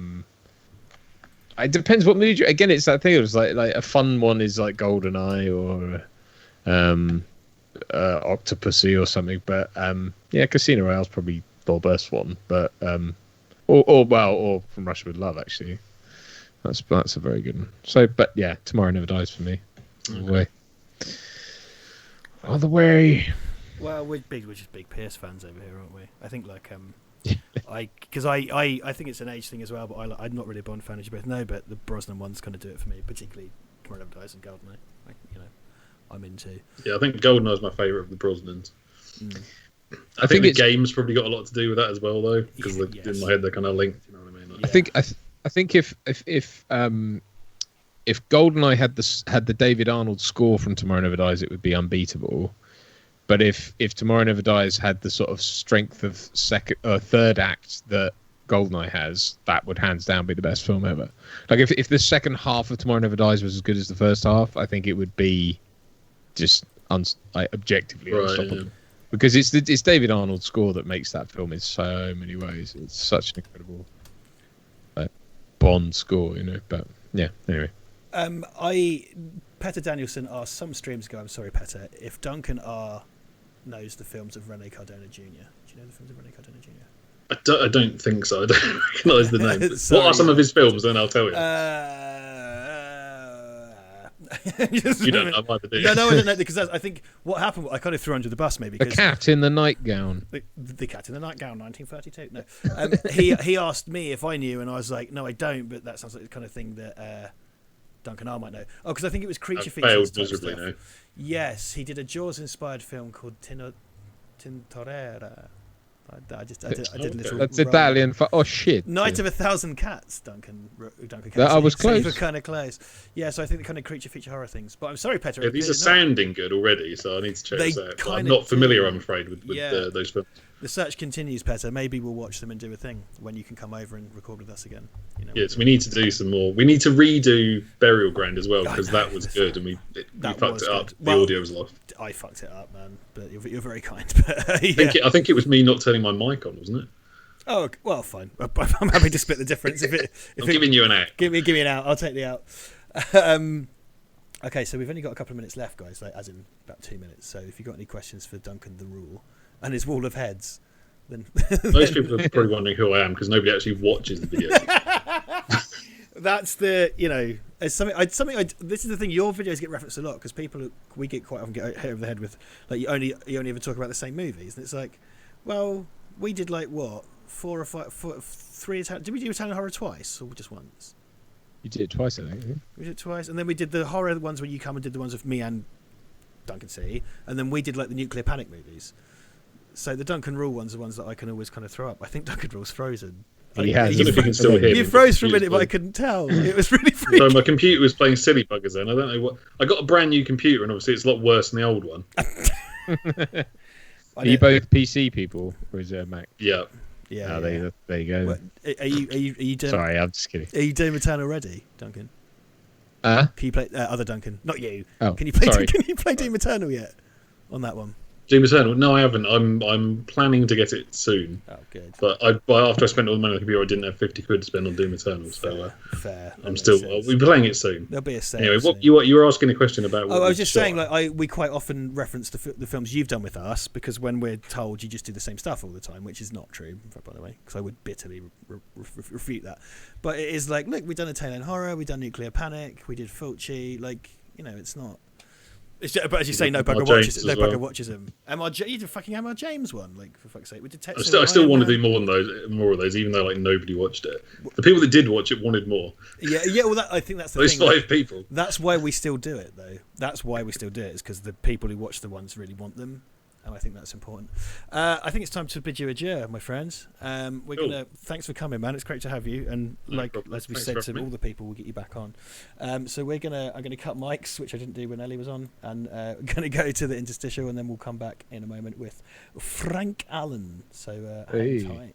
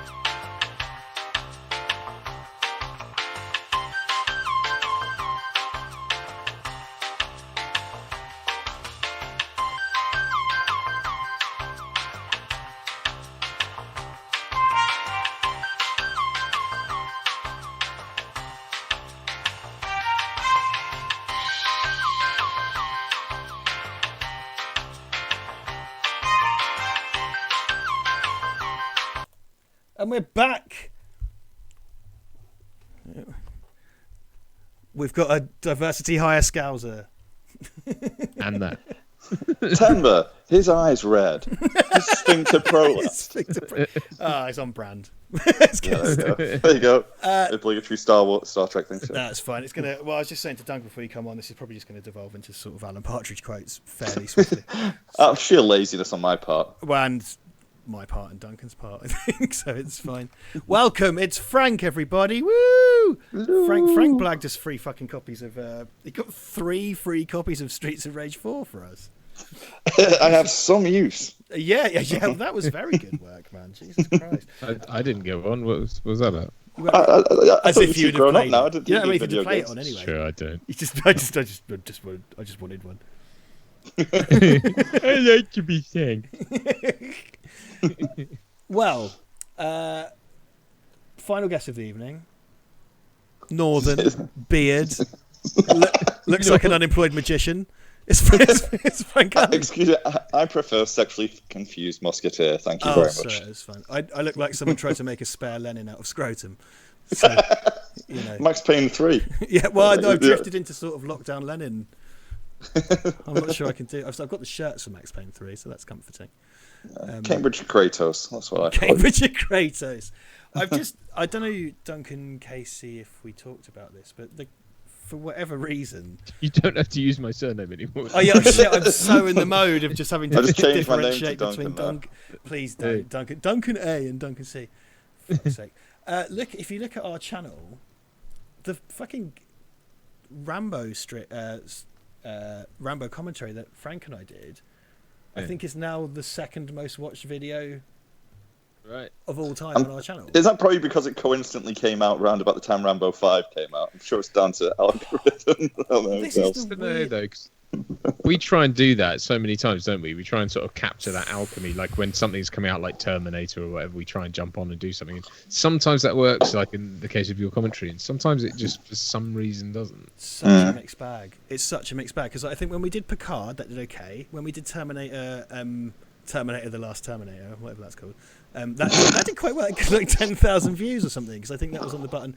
My Star Wars Last Jedi one did okay. I think it would have been better with both of us, but that wasn't practical at the time. Like, I don't know with the Rambo one. It's really odd, because that's just something as well. That was another instance of I think the commentaries we've done, I've been up in Liverpool doing a conference, and I cotch on your couch, didn't I? Basically, we go out and have a drink in Scouse. And I don't even know if that was particularly planned. I think that was just like, that's a funny. No, that was the morning. You were looking through my Blu-rays, and you go, what do you want to do? You're like, oh fuck it, let's do Rambo 4. That's a good one. That was the thought that went into that one. Oh, there you go. That's the morning after. I think the story of Ricky, we did half one evening and half one morning. Yeah, because you stopped and go, I'm knackered, mate. I can't do the rest of it. I'd spent the whole day filming like another boring ass conference, like, and I had to get up at like fucking. I had beers with you, and I had to get up at like 6:30 to go to that place by the fucking water. And for whatever reason, that Rambo, I think it's now the second most watched one on Val Verde Broadcasting. I'm sure it's got nothing to do with me. Yeah, it is, you sexy fuck. Oh yeah, sorry, I've got my phone propped up on my iPad because I can't put Skype on my iPad because I've forgotten my Apple sign-in. So I've literally got my iPad working as a stand. So excuse my wiggling. The last time you and I spoke, Frank, it was the second most popular on the channel. It's now at 17,000 views. Wow. And I find that, the thing, because something that used to happen quite a lot with, it doesn't happen so much for us, it used to happen quite a lot of Ollie's ones, was that they would get high views because people would think it was a pirated copy of the movie. Normally people to whom English isn't their first language. And you would have comments that would be like, why you no put movie cocksucker and stuff like that. Yeah, but I think you probably got a few dislikes. It's Polo. You just talk about men behind the sun half the time and animal abuse. That's pretty much what it devolved into. I think that is, and the other thing with that is it's never had those why you talk on movie fuckhead type. It's never had those comments. 'Cause like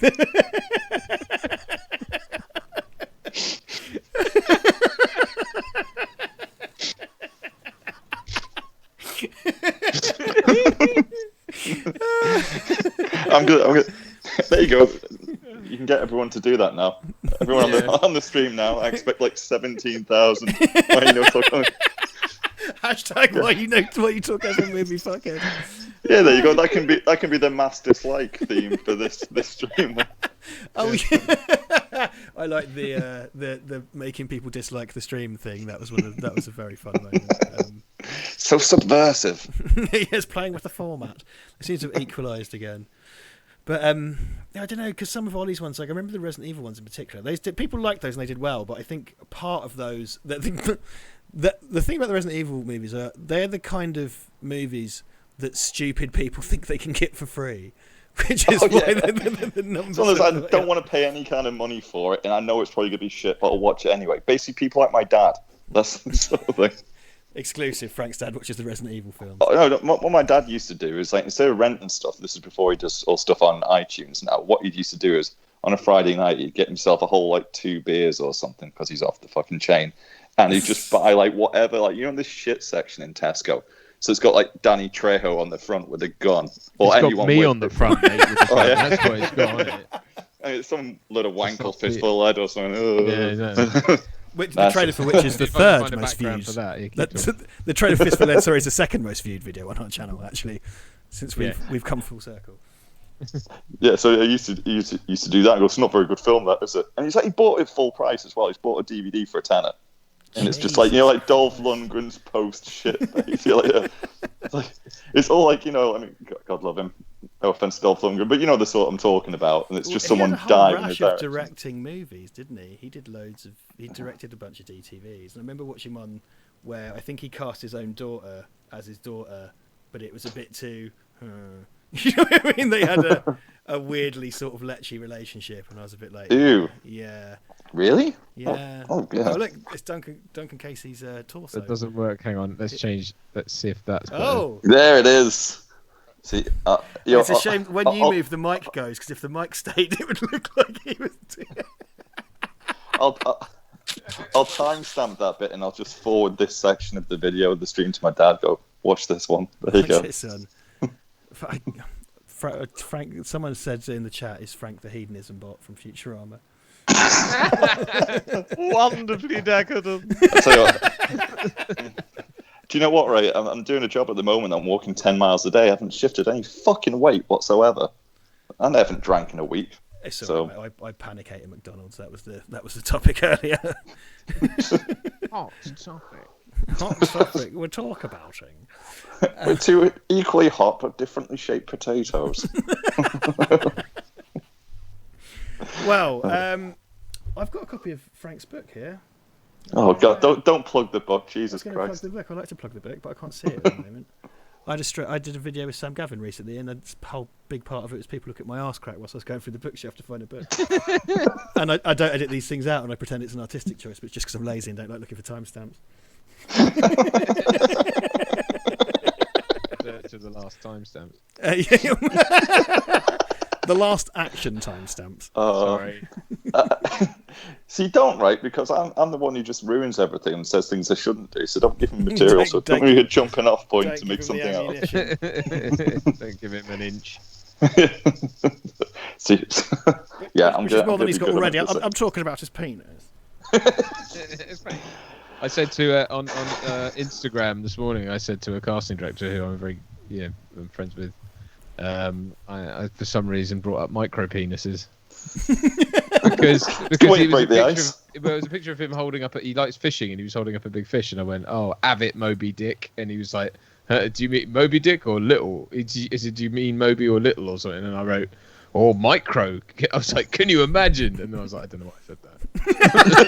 I was going to go on some. I was writing a thing about imagine being imagine having such a small penis. It requires a medical. There's a name for it and everything.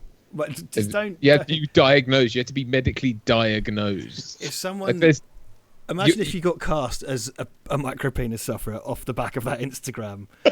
It's just like, no. They're like, it's 10 grand for a day's work. Everyone's going to think of the micro penis guy. Hey, it's Duncan Casey. What have I seen him in? You know, the micro penis guy. I'd take it. But they'd have to wrap. You'd have to get like a green condom to put on my current member in order to chroma key out. I didn't know where you were going, and there's like, oh, of course, yeah, with like a ping pong ball glued to it or something. The tale of one man's diagnosis. You'd have to put a green condom on my current member. That's probably my favourite. Jesus. That's a great. Cast of Star Wars Episode 1 trying to follow you around the green screen. Yeah. Yeah, George Lucas comes in to animate the micro. Industrial Light and Magic presents 2 tennis balls for your balls. He's got massive balls. That's the irony. Huge balls. With this little knob sticking out the top. A pair of space hoppers. Yeah. Like a little mushroom growing on some rocks. I think there's bad karma in mocking the micro penis. Wake up. I had this thing about I did it right. This is the thing. Whenever you write to casting directors and stuff like that, you're so ridiculously hypersensitive about what you're saying. Although you still say stupid shit like micro penis, right? but then you start having these weird stupid scruples after you've done it, and then you're like, what if I wake up tomorrow morning and I've got a micro penis? Or what if they take offence because there's some sort of big thing about micro penises in the news or something, and they're like, oh no, we can't. That's really offensive. Cancelled. So cancelled. And it's like, fuck. I feel sorry for people. I'm like, I'm sorry. And then I have to issue some stupid apology to the micro penis community. I would quite like community. So cancel culture's coming after you, Casey. Cancel culture, Casey. That's I love the idea of someone being forced to publicly apologise for insulting the micro penis community, and trying to do it with a straight face. Trying to do it with a straight face, but also they're so challenged by it that they have to keep going. I mean, I don't have one, and that's why it's offensive to them. But it's not like because they're single or whatever, and they don't want people to think it's like. I mean, it's not huge, but it's bigger than theirs, is what I'm saying. Overly prefix it with that. Yeah. I have awkward unwieldy thing. I've sired a child. But then you sort of strike a middle ground where you offend the people with chodes, where it's girthier than it is long. You know, it's like half a Coke can. Those guys get really offended. It's like the Bristol stool chopper for dicks. That definitely exists. There must be. The Willy version of the Bristol stool chart, because there's a thing. I would say, well, this is kind of on a similar note.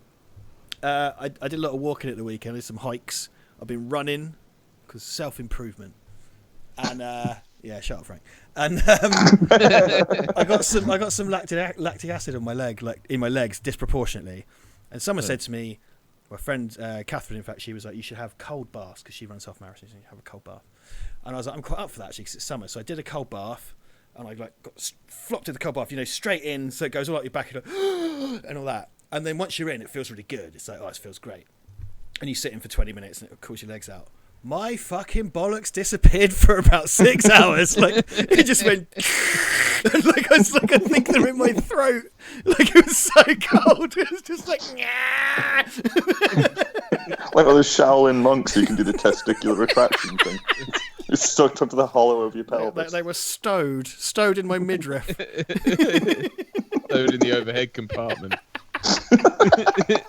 May have moved during transit. That exceeded my baggage allowance. To cough really loud just to get them out again. That's what, isn't it? What's the twisted testicle thing? Is obviously it's deadly to men. Yeah, exactly. And it's like because we've been finding out there's lots of sort of things in people that should just go wrong all the time because you go like, well, that surely could happen very easily. It's like with babies and stuff. Obviously, they can get the cord wrapped around their neck. We have one of our friends in our NCT class who's had, I think it was in the NCT, it was one of our friends anyway, who's having a baby. Like the baby was showing reduced movement, and when they took it in, they were like, they suspected that the baby had been playing with its umbilical cord and cutting off the blood and oxygen. It's just like, what is this going? The reincarnation of David Carradine or something like that. It's the world's youngest stranglewank. We found it in vitro. We shall call him Hutchins. There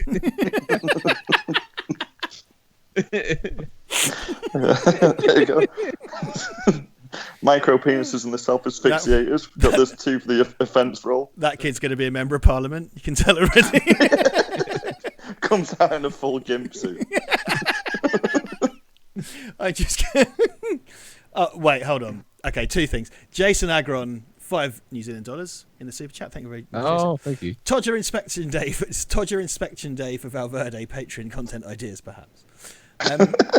Ian McGar says a girl twisted my bollock once. Awful. Now, Ian is a big contributor to this channel. We love Ian, but I'm not sure if I was with you, Duncan, but definitely in probably the gaming stream we did, like Ian and girls and doing bad things to his dick definitely seems to be a recurring thing. That rings a bell. Right? Like, wasn't it about, like, I don't know, getting his scrote tied into a bow in the cinema or something? I can't remember what it was. It was, going on a date. It was going on dates. I can't remember what Yeah, because as you know, we don't recall anything we do. 5 seconds after we cut off the stream, it all gets forgotten. So. Doing this for years, and I don't remember any of it. Like, I barely know who you two are. Well, bless him. When Steve and his lovely significant other came to see us at yours, like they were both quoting me stuff that I'd said years ago, and I was like, what? Because people do it, and it's not weird. Like it's really sweet and it's wonderful. And I wish I feel bad because I go like shit, and I'm thinking it's like having a test at school. Like I'm like, I think the thing is because we don't write anything. You know, we don't script stuff. It's just shit we make up. So it's not committed to memory. It's like all those Oliver Harp commentaries. It's just stuff that happened on the day. Like Frank, you know what I'm talking about. Like the commentaries we've done, the commentaries you've done. Like well, my approach. I've never like written material for them. I just sort of come up and do them. You know. So and I'm just a giant child, and I'm usually off drunk at the time, or was that the first time because my back was really killing me, and I had some tramadol. Yeah, so I had some.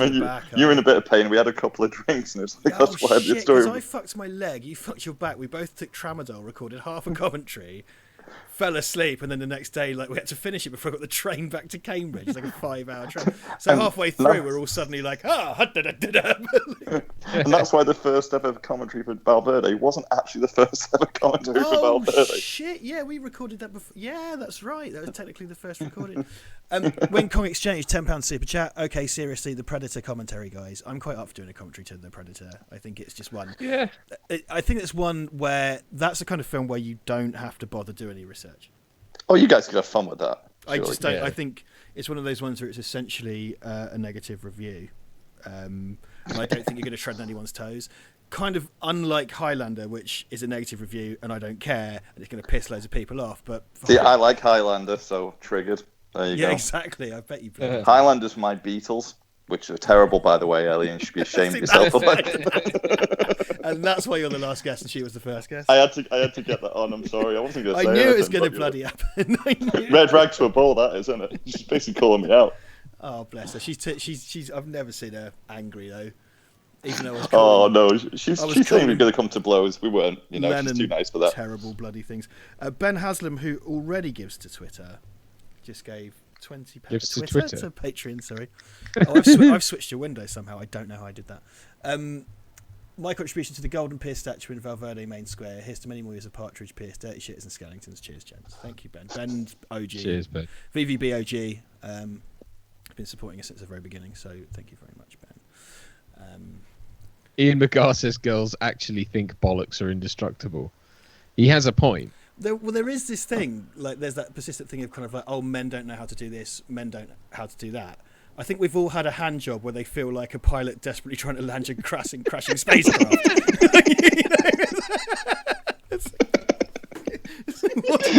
But like on airplane as well. From airplane.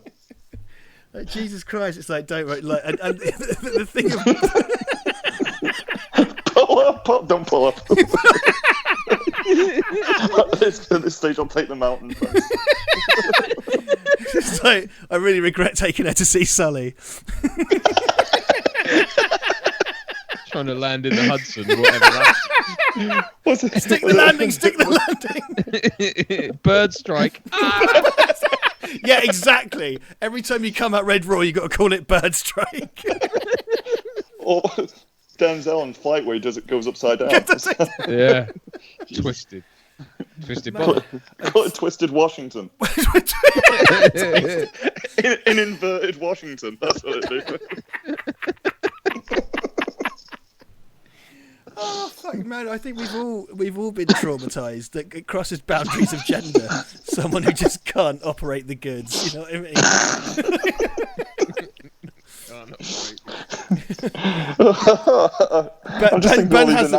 Ben Haslam has delightful phrasing that I enjoy a lot. Having been bitten on the chap by a girl, I concur. Bitten. I mean, there's toothy blowjobs and stuff. Val Verde after hours, too hot for TV. There's toothy blowjobs and stuff, but like to actually be bitten on the dick, like that's outrageous. Well, my missus sent me a little factoid through Messenger, quite menacingly, apropos of nothing.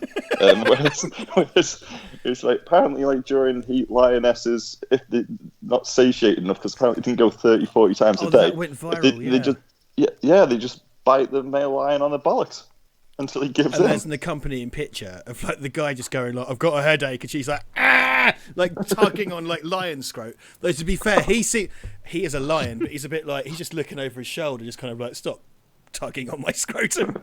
It's not tonight, though. Hog's eye. Here we go again.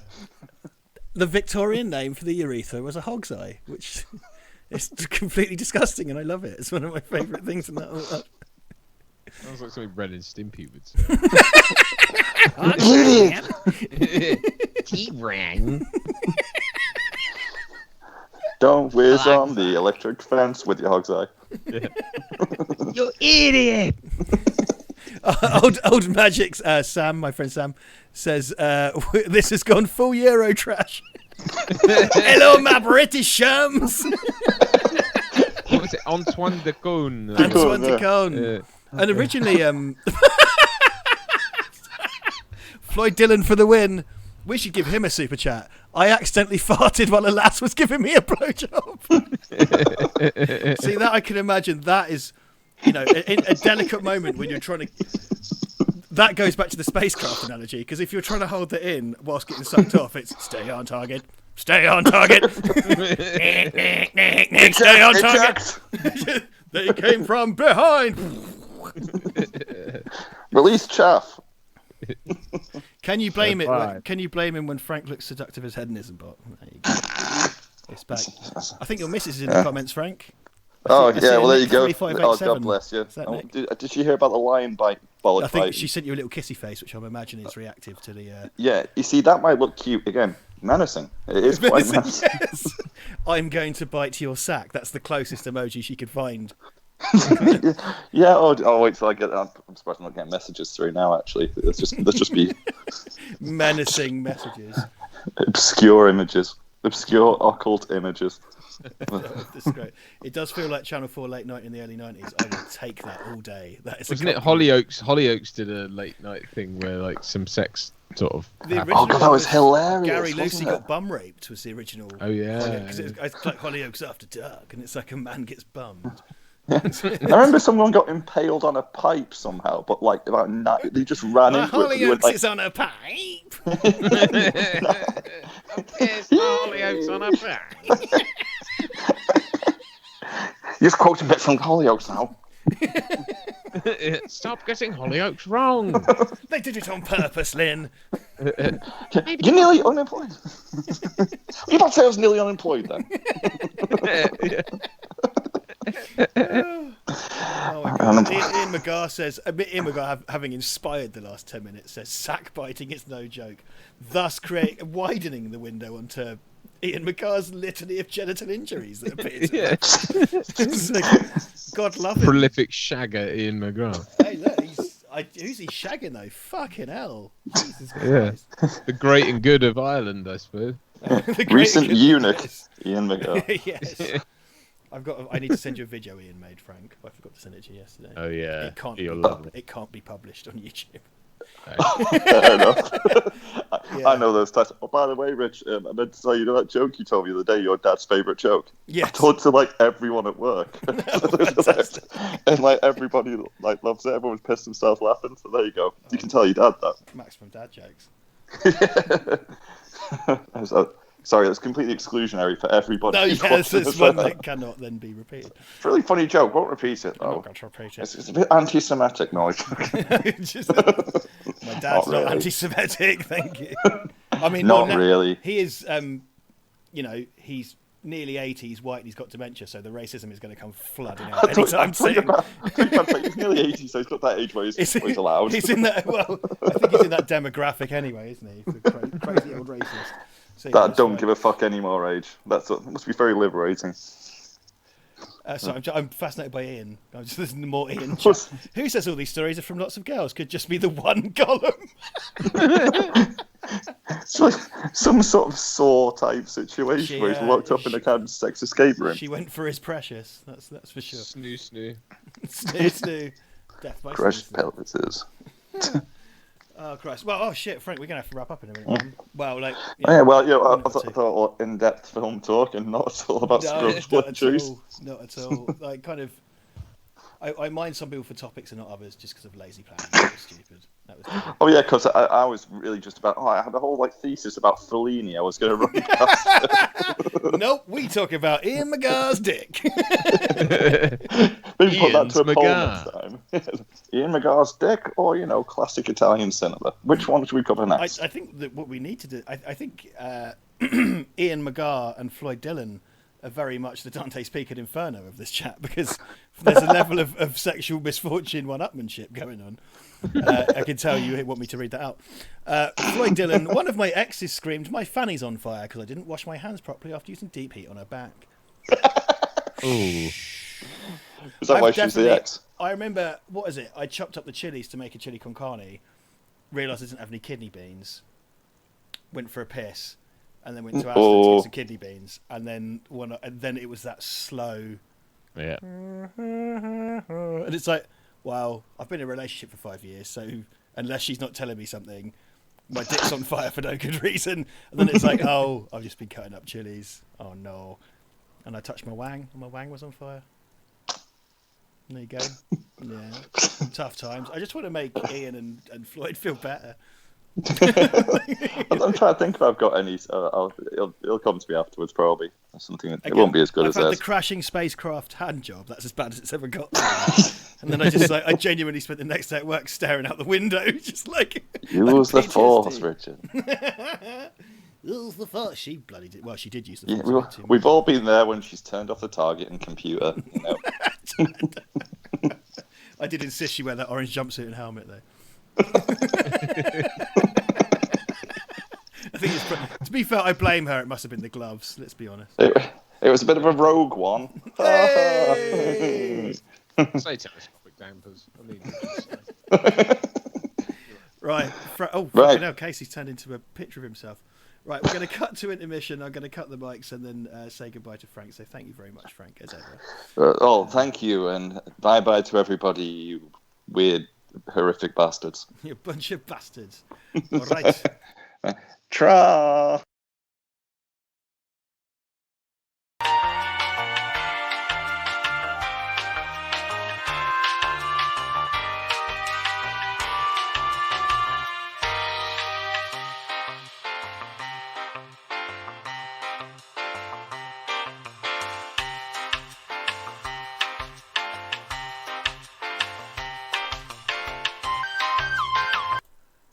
Oh, it was a giant Casey with a little Richard. Oh, look, I can look up at you as well. I quite like that. You'll see it on the stream in a moment. It's just like, it's like Big Cook, Little Cook, that weird children's show. Well, I'm just going to leave you like that because we don't have much left. I'm going to expand myself and I've got weirdly.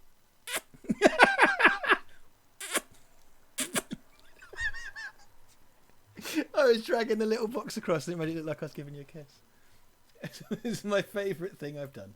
Okay, we're gonna do 15 minutes, guys. Thanks for coming along. It was a very weird stream. Look, a little boy. I love the delay on it as well. Oh, I'm such a child. Right. God. Thank you all so much. We don't have our. I must confess, I shan't speak for my esteemed colleague, but I do not have my usual energy, and I'm very sorry for that.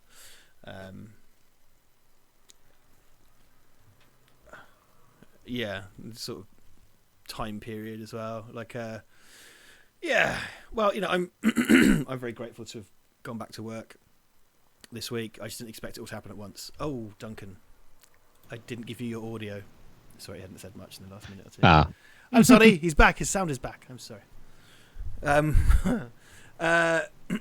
Yes, no, we've been very tired, haven't we? We don't have our usual energy, I think. We are very, very, very, very, very grateful to you. And we're sorry we haven't been able to keep up our normal level of content and stuff because it's just been a bit of a nuts period for the both of us. My work sprung back to life all of a sudden. And you have just not stopped working, and you've got a baby on the way, and you've got a wee doggy boy to look after, and you got this to run as well with me. Yeah, it's all that. Yeah, I mean, I haven't honestly been busier since I don't know when. Since pretty much since lockdown kicked off, actually, weirdly enough. Yeah, dude, it's I'm essentially. I mean, like today, I literally worked up to dinner time. Luckily, my wife, bless her, cooked dinner today because normally I'm the chef. But she cooked me dinner. I went downstairs, ate that, spent about 15 minutes with her, and then came back up here and jumped on this. So it's just literally like boom, boom, boom. So it's yeah, but you know what? It's what we love to do, and we get a kick out of it, and these sorts of things. You put the effort into the things that are worth it, don't you? So yeah, indeed. I think doing the live streams has been. I've really loved doing the live streams. Sorry, Sam Montgomery just gave £20. Would donate through PayPal. Oh wow! I'm a fossil on PCs. Here's to 4K in 2 years. You guys have been a great laugh and have helped me through some rough times. Keep up the great work. Hope the best to the two of you. Thank you, Sam. You're very, very generous. Don't feel like you have to put your hands in your pocket all the time, man. You don't have to do that. But thank you. Very grateful. Yeah, we're going to come back out swinging. That's what we're going to do. We're going to come back out swinging and do some cool shit as soon as we can.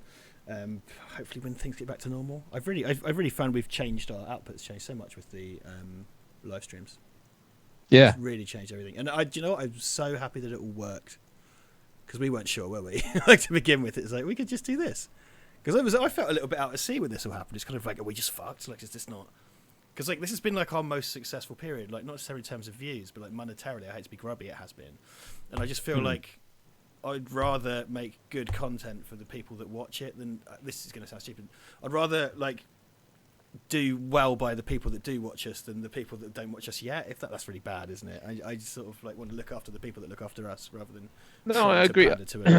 I get that. I think it's we have. I think we punch well above our weight for our size of audience because you guys are all fiercely loyal and when I say loyal, I don't mean because when you say that implies that we're attacked all the time and you defend us, and that's not what I mean. But you guys stick around through all the times when we feel like we're not delivering what we should be, and I think hopefully what this will do is it will give us a really nice extra string in our bow in that hopefully we can keep these up each week, but also start delivering the kind of on-camera content again. Properly. I do have stuff in the bag. I mean, I've got Mark Price done. I just need to edit it. I'm waiting for his footage. I'm doing Rob. I think you're in the chat. Rob and I are doing it. He just gave $5 and said, "Are we still on?" Oh, bless you. You don't have to do that. Yes, Rob and I are still on. As I said to you, Rob, this is with the caveat that my wife doesn't go into labour, but as it is with everything at the moment. But yes, no, absolutely we are. And I'm looking forward to that. Rob is an incredible visual effects artist and has worked on many a big picture. So we're very lucky to have him. He's going to do a chat about his career and kind of all that stuff. So we have great stuff going on, and that he lives in LA. So that's going to be a very interesting chat. I'm looking forward to that. Big time, yeah. And you see, but things like that obviously would never happen. Well, unless he was unless we could afford a plane ticket for him in a hotel room for a few days and pay him his day rate, which I doubt we could. Then those sorts of things have to happen over Skype. But I would like to get back to doing the camera stuff because I think what happens, what I've noticed, like we went through a period where quite a few big channels recommended us, including like TGV, the Urban Gentry. Shout out to him, big love to TGV. Great supporter of us. We got and 500 subs off of his. He ranked us as his number one because his channel's about watches. If you guys don't know, but he ranked us as his number one non-watch related like YouTube channel, which was incredibly sweet of him, and that brought in a ton of people. But I suppose my feeling on that was, is this the right time? I mean, you can't control stuff like that, but I was like, our output is not what it normally is, and I didn't want that to be off-putting, but I hope it hasn't been. That's my anxiety as well, that we're not doing what we normally do. So we kind of is, but I think people's expectations are off. I think when we come back on camera, we're going to have way more production value. I think we're going to change the format, make it a bit more of a punchy format, and we're going to talk about that when we come to it. But I think we'll get back to that, and we're going to change it a bit. But I think these live streams, I really like doing these live streams. They're loads of fun. Yeah, man. They're really good, and they're a kind of good substitute for the commentaries. We might be able to do them in person. That's the other thing as well, is we might be able to do the live streams together. That we used to, not that we did it many times, but to be at mine or to be at yours and whatever. Just a couple of things. A lot of people are saying that we need to film the Terminator subway skit. That would be such a lovely gift to I would love to, because the things about the Terminator subway skit, it was invented 5 years ago or something. Like I invented it. While we were shooting Kenneth, actually. Oh, sorry. Okay, my apologies. So it was invented 8 or 9 years ago, I suppose. 10 years ago. Yeah. Okay, so I mistakenly thought you'd come up with it on a commentary. Okay. No. I think that's a sketch that has legs, right? I think that is a really funny idea. It'd be easy to film. And it plays to this really dedicated niche of people that get it, like a really thunderously small group of people know it and get it, which I think is kind of lovely, you know. Also, Ian did mention earlier, when we were wishing well to James, he had to pop out because he was not having a good time, and he's popped back in. And he's had a cheery second half. Yeah, he's here. He was he's been here telling us all about his cock and balls. For James? No, not James. Ian. The stuff about James, he wasn't having a good time listening to that for his own reasons, so he had to leave, but he's back. Oh, sorry. Okay. Yes. Yeah. Apologies. And Ian's saying, I promise to make a donation once my bank account is back up. You already give to Patreon, don't worry about that. You don't have to do that. Wing Kong Exchange says, love you guys. Love you too, Wing Kong Exchange. It comes to everything, all the stuff. There are so many of you that just watch everything or watch most things over there, and that, like, we recognise all the names and stuff, and it's really nice. And I always know when there's a stream going on, I'm going to see the same. I really love speaking to the same people every week. I really like that. Yeah. Like, I think. Me too.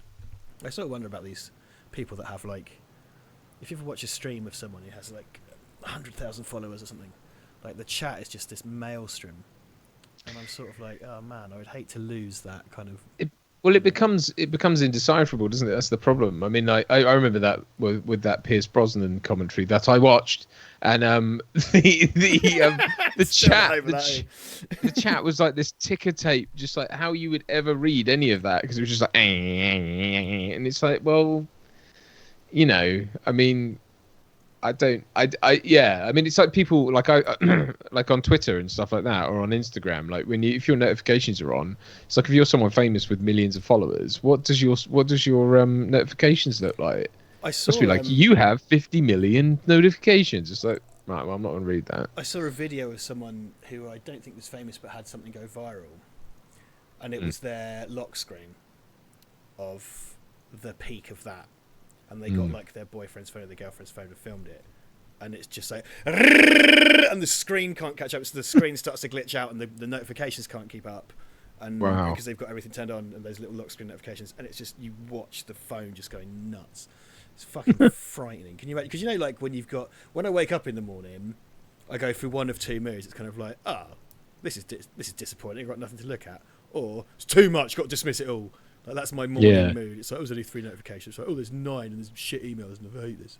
I can see how it becomes addicting though, because I mean, my Instagram, it's relative, but has kind of blown up recently this month because of Erica, and I get a lot of love from people, which is really nice. But it's like at the moment I'm pretty much guaranteed to go on my Instagram and have tons of notifications each time, but I can see how people get used to that, and it's the own fart huffing downward slope, isn't it? It's that sort of, like, I can see why, you know, you get that every now and again. I get this like tiny little taste of what being a celebrity must be like, and you know why there's such why so many of them could be, you know, you can go into, well, let's not say what I was going to say, but like so many of them can end up believing their own hype, put it that way. You know, so it's dangerous. You have to be wary of it. Like I've kind of gone the other way when I've read reviews about me.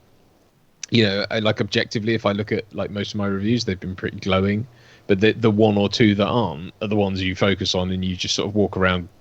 You know, you take the dog for a walk and kick a bunch of stones and think your life's over, and it's like, wow, what are you doing? I saw a comment this week with someone saying, I was glad Richard left Oliver's channel. He doesn't know anything. He's not educated about film, and Duncan's way more talented. Well, no, that one was right, obviously. Yeah, I mean, well, you wrote it, but the thing is, like, because we get so many nice tests, but it sticks in your craw for a bit. But I had a good thing this week where I was kind of like, you know what, I'm not that bothered by that, because part of me wants to go apart. Because when they say you don't know anything about film, it's like, mate, I've got a fucking degree in it. Like, I work in it. Like, don't say I don't. But on the other hand, just ignore it. Yeah, that's what I've just learned. Nice. There's like, this is a ticker tape of people saying nice shit and intimately talking about farts and willies, which is great as well. But like, people are so nice. You lot look after us so well. Like, it's so nice to feel looked after like this. You know. I mean, I think it's one of those things where you kind of, I try and see it as like, I don't I try not to seek out the positive stuff about me. I'm not talking about from you guys, because you guys are all just wonderful anyway, and you're fun, and that's the point. This is about fun. But I think if you believe the good, you've got to believe the bad, and if you believe the bad, you've got to believe the good. So it's kind of like, why read any of it?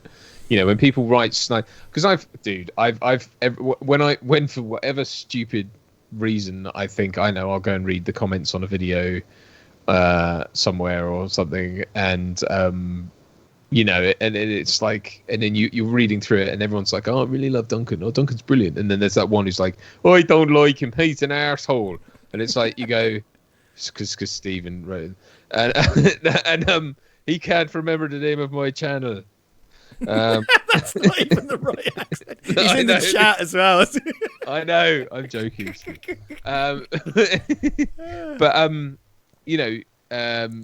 you read stuff like that, and then it's kind of like, you've just got to, you can't believe any of it. So then it gets to the point where it's like, there's no point reading it actually, and there's definitely no point in letting it inform you. It kind of goes back to like what I've always said about, I don't watch my playback, because that's just there's no point, there's no upside to that. All you're gonna do is think about, oh, I look fat, or oh, that's not what I thought I looked like. Just need to interject with a comment from Doug Wanacott.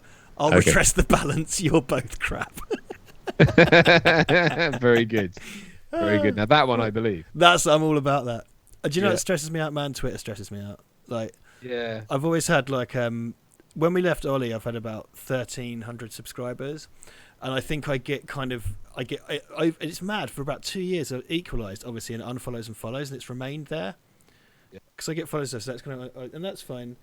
And I used to be super interactive on Twitter, but now, like, and people may have noticed, but I'm less interactive than I used to be, because it just stresses me out. Like, it's not even just a notification; it's going down the feed, and someone kind of goes like, "Oh man, look at this nice puppy! I've got a nice puppy." And someone goes, "Do you know how many puppies starve every year? How dare you post this?" And then, like, and the problem is that has nothing to do with me, and someone that I follow or whatever likes it or something, it has nothing to do with me, and it's got like 100 replies. And then I just read the hate spiral, and I'll read all of it, and I find myself all the time, like when I take a little break from work on the sofa, I'll be halfway through, so like someone posting a link to Wood Green Animal Shelter so you could donate because this monster dared show a picture of a Pomeranian they found, and I'm going like, what? Wait, what? Why am I doing this? What? I don't know what I'm doing. Like, why am I doing it? It just stresses me out, and that little app just fucking spins me out sometimes, man. The only time I did it was when my wife, I won't talk about what she does for a living, but basically what she does for a living led her to be on television in a show. She's not an actress, she's not involved in the industry at all, but anyway, it was, she was quite prominent in it, this 2-part thing, and there were hashtags. Like, this is where I kind of got used to the idea of hashtags, and I was reading it, and it was like, and I started reading all this stuff about my wife, and one guy was like, "That's a real woman. I wonder if she'll marry me," and all this sort of stuff. I was like, fuck you. I didn't write anything. I just read through it because it was funny, but I became sort of obsessed. It got to like 2 a.m, and I was like, like reading all this stuff, and it's like, what am I doing? It's just empty, it's junk food for the brain. It really is, and I don't know why we do it. I don't know what it. I find the good thing about Instagram is that I don't really bother with the comments. So it's like pictures. Because I'm not. I need to try a bit harder on Instagram, but like Instagram's kind of like like, unless it's a picture of a swastika or something, you know what I mean? It's like, it doesn't seem like. Well, it's all the people who are trying to be Instagram models. That's what I don't. When you've got like pictures of like. Yeah. That I'm not. I don't care about that. But if you're a watch guy like I am, it's full of watch porn. So it's wonderful. I follow loads of comic artists. I follow the camera stuff. Right. I'm supposed to be more active because I work in that, but I can't be fucked. Like, thanks. Because I took a picture today of the rig when I was set up. Because I was just kind of like, glad to be back to work. And I was like, I'm not posting that. They can fuck off. That's my business. It's really bad. I know. I need to get better at it, but it's like one of those things where I would have to. I have to basically. Now I'm at the stage where I either have to be one of those actors who goes around on set taking photos all the time, which I'm just not, and I don't like doing it because it's unprofessional, or I've got to go through all my films and like screen grab stuff and then put that, because I just don't. I've run out of photos. I run out of things to put on there, you know. But people love it. It's really good interaction, so I need to keep it up. But it's just. Well, I just kind of think, what am I trying to say here? Like, yeah. I did a few bits when I was in LA because I was meeting cool people, and it was like, well, I'm like, and you know, if you go on Insta, I did a handful of posts because it was like fucking Tony Todd, whatever.